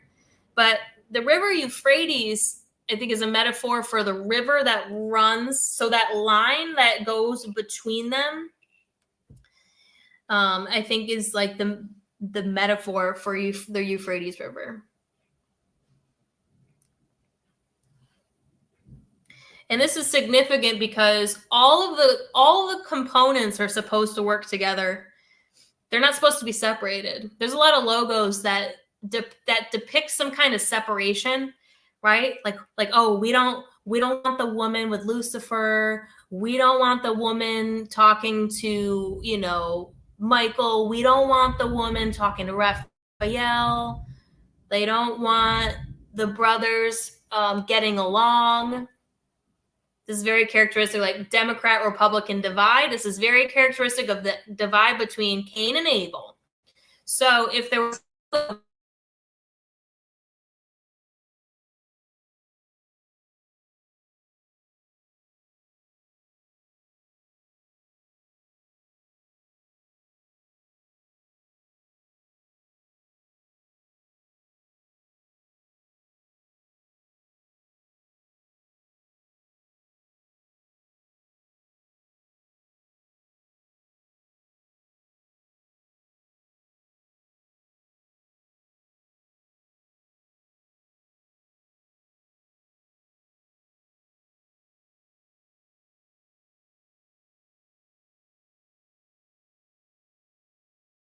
so yeah, if there was a logo that was depicting a divisiveness between the 2 lower hemispheres of the map, then you would know that they were gatekeepers of those 2, of that culture. Like, keep those boys apart.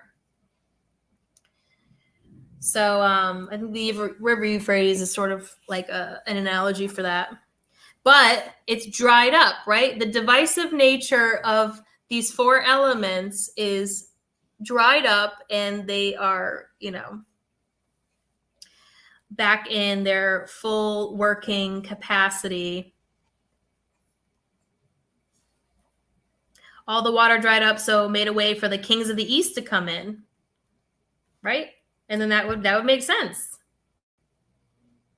It's northwest, northeast, southwest, southeast is also what it is. And then, you dry up that river in the middle, then the kings of the east can come in.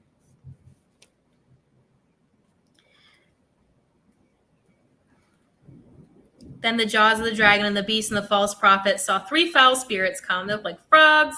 They were in fact demon spirits, able to work miracles, going out to all the kings of the world to call them together for the war of the great day of the God Almighty. This is how it'll be. It shall come like a thief.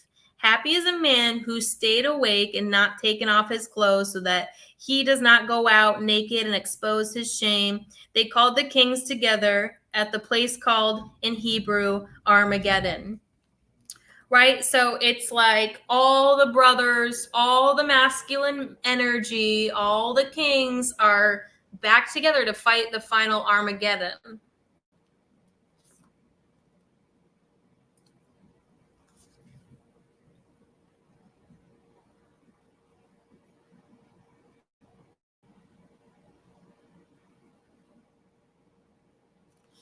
And let's see, that is 16b.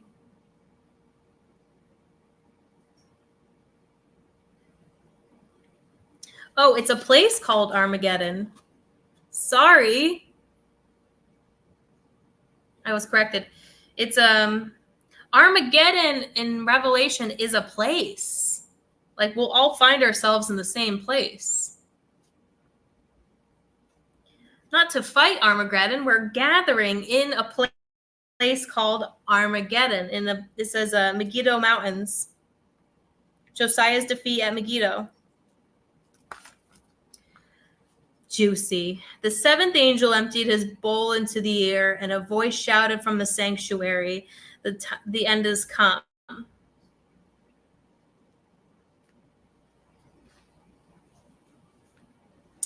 Then there were flashes of lightning and peals of thunder and the most violent earthquake that anyone has ever seen since there have been men on earth. The great city. Oh, drooling. That was weird. The great city was split into 3 parts, and the cities of the world collapsed. Oh my gosh. All these smart cities, don't need them. Babylon the Great was not forgotten. God made her drink the wine cup of his anger. Every island vanished, and the mountains disappeared, and hail with great hailstones, weighing a talent each, fell from the sky on the people. They cursed God for sending a plague of hail. It was the most terrible plague. Terrible, the plagues. The hail is going to be the worst.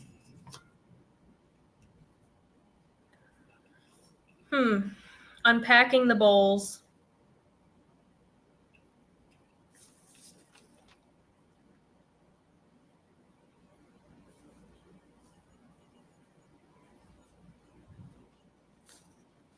This is part A of Revelation. Hopefully I'll come back and do part B, which begins with my favorite part. After this, so 15.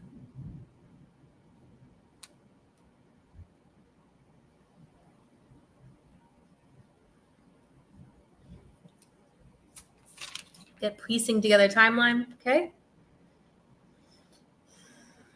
We're gonna pack it all together. So you have a first beast right now, if it's an example, or if you believe me or think this is accurate. The first beast right now is Donald Trump. He's getting together a big harvest, right? People already have the mark of the beast of some kind. And then, and it's really giving power to the actual Antichrist who comes after. So people already have a mark of the beast. There's another one, I believe. that comes with the actual Antichrist, but they already have one now.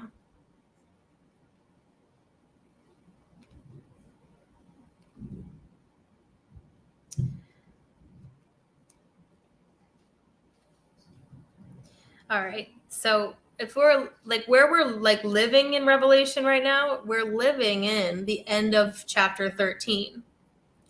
Because the next thing that would happen would be in the beginning of 14 is testimony of the rapture. I know it's a huge cult right now, but it's only 144,000 people. It's not very many people. So that whole movie Left Behind, all these people disappear. I don't think that's the case according to this. I think that's just big Hollywood money, right? Just wanting to create another grand deception of like what's really to come. So only 144,000 people are going to go in the rapture according to this, and it's God's first fruits, and it's not going to be that noticeable with missing people. So the rapture narrative is that so many people are going to be gone, and they're going to everyone's going to notice. No, I don't think many people are going to. If only 144,000 people leave, first of all, right now we're so isolated. If we left in the rapture, people like me, live by the sword type militant Christians, we're so isolated. It will be barely noticed when we're gone. Unless people try to come to you for information, considering the internet is still intact and you're not there, yeah. Maybe people will notice, because the 144,000 are probably have a large group of people who don't talk to them and maybe don't even like them, but they know when shit hits the fan, that's the person they're going to go to. No. They're not going to be there. Those are God's first fruits. Okay. So that would be next on the timeline.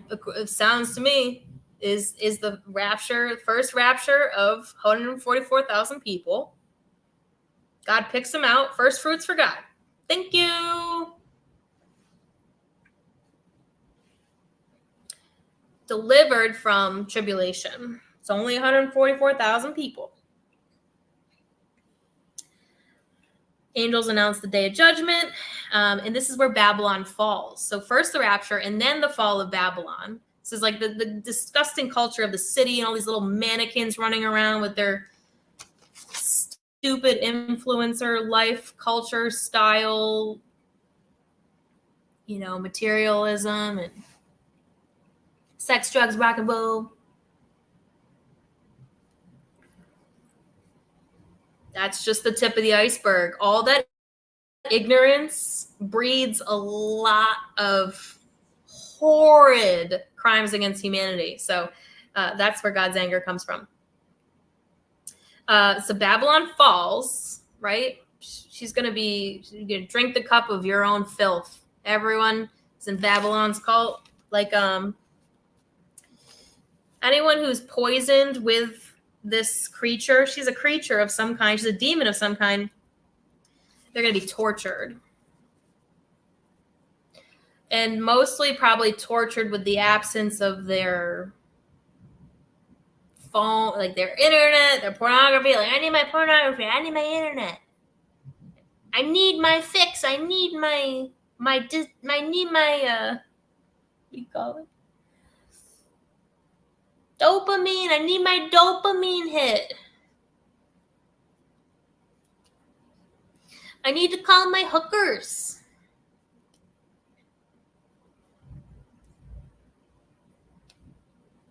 Which, like, the whole culture of like hookering isn't even like much of a thing anymore, because people are so sexually deviant.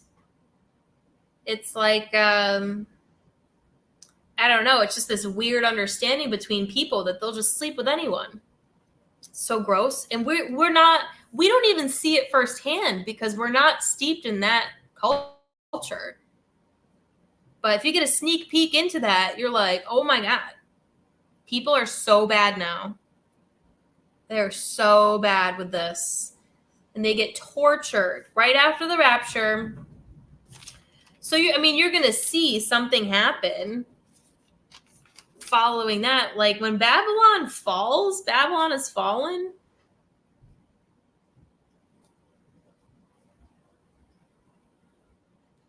Yeah, the people who accepted this first little mark of the beast from Donald Trump, and the people that are really full of adultery and fornication, they're getting judged. But let's see. I don't know that it will be super noticeable worldwide. I don't know. So, like, yeah, okay, the rapture happens. It's not that many people. It's 144. And then Babylon is judged. The angels announce the day of judgment. She could pretty much announce it right now. And judgment is happening to people. So this isn't like this massive event, even though it is happening. Babylon's being judged. It's happening. These bitches are losing their mind, attacking me like rabid dogs.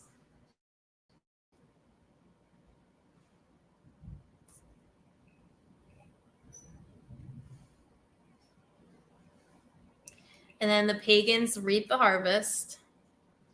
So this is the first big harvest of the first mark of the beast that is already, like, communism already happened. This first round of communism already happened. People already got the mark of the beast.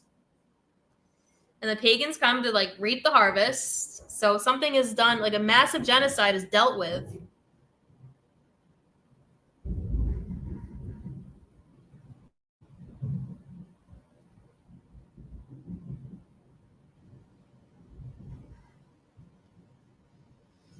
And I would say, yeah, that is probably going to be, this is going to be outside the, like, in the cities and outside the cities for a long way. 1,600 furlongs.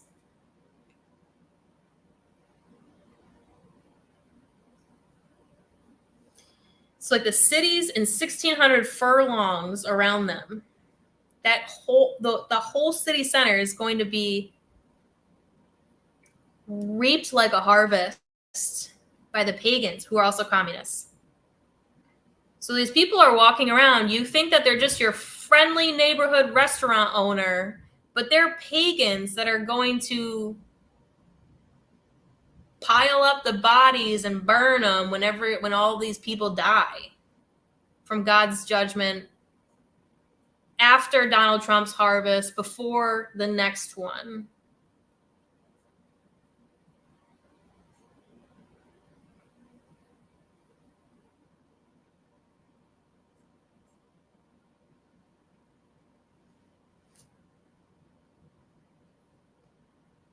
And then people are going to probably feel really good because they're saying, like, how great and wonderful is God, right? It's all this genocide in the cities, as long as 1,600 furlongs, because the people of Babylon got judged. The people who took the first mark, the cheap ass harvest that it is, got judged. And then the people outside of it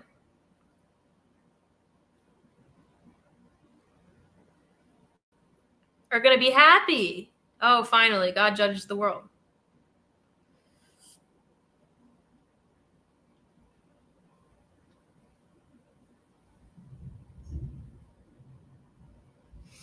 And then comes bowls of plagues.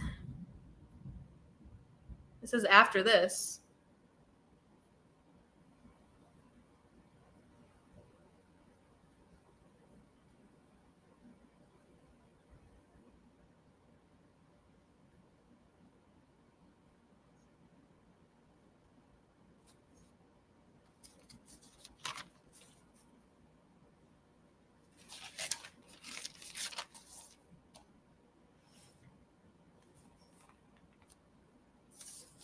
And the bowls of plagues are like, these people get virulent sores.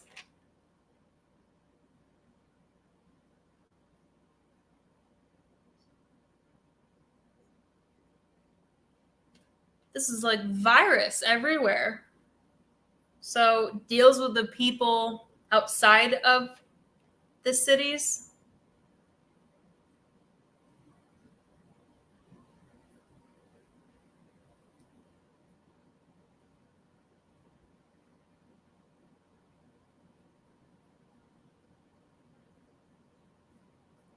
And the seas turned like the blood of the corpse. Could this really be that bloody? Bring it on.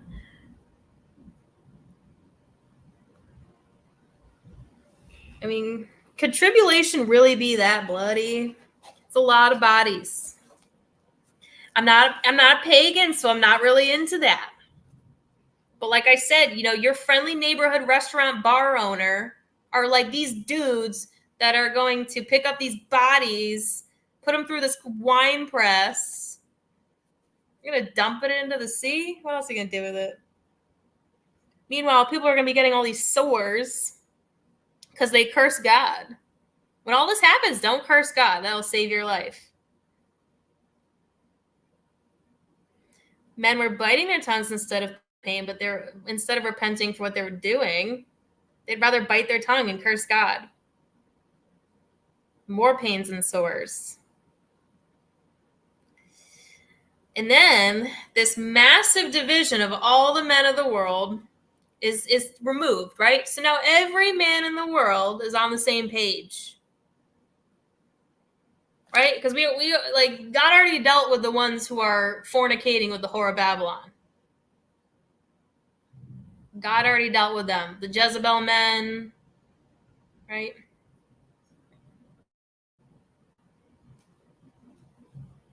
Spirit. Ugh. God already dealt with them. So then there's a unification of men all over the world. And they meet up at the place called Armageddon.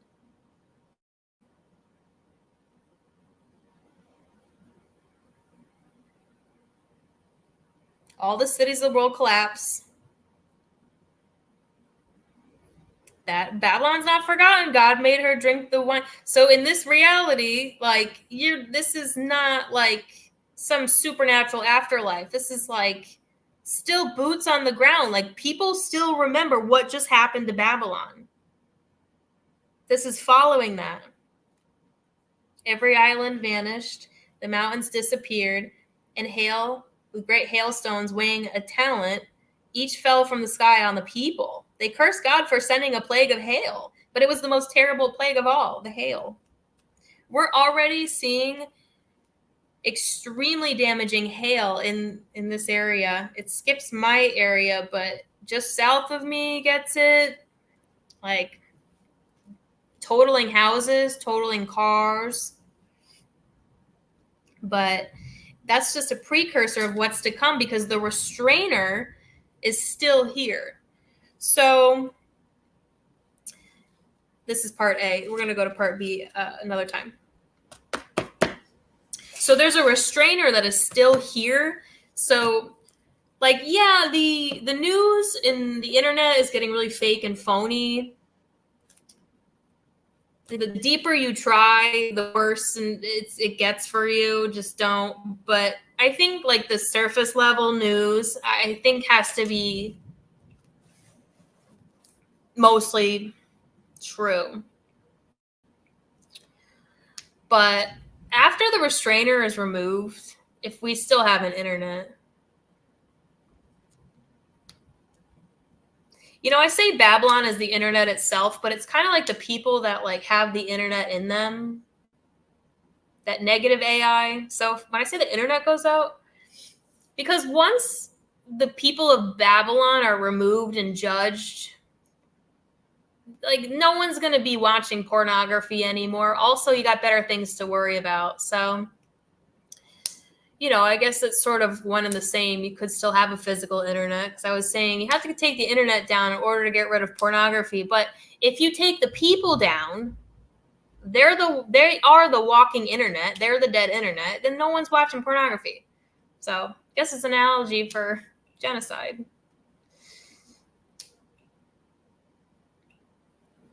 But yeah, so long as the first rapture hasn't occurred, the restrainer is still here. I think that at least like the events of the world, like what's happening in the war in the Middle East and with Donald getting shot, I think there has to be a surface level of truth to it. Because the restrainer is still here. The restrainer holds back evil. like holds back all this bad stuff from happening to people, so long as these people that are considered God's restrainer are still here, which I think is the 144,000 that leave in the rapture, which is not even going to be that noticeable. There's a ton of people who believe that they're all going in the rapture. It's not that many people. Not a noticeable amount of people. They're the restrainer. They are physically holding back the evil on this planet. But once they're removed, then really bad stuff starts happening. And I think that like the news is going to get super fake and phony. Because there's a code of law. There's like a basic code of law and the way things operate, so long as the restrainer is still here. These people that are like holding a lot of light for the world. But yeah, dude, once they're removed, all bets are off.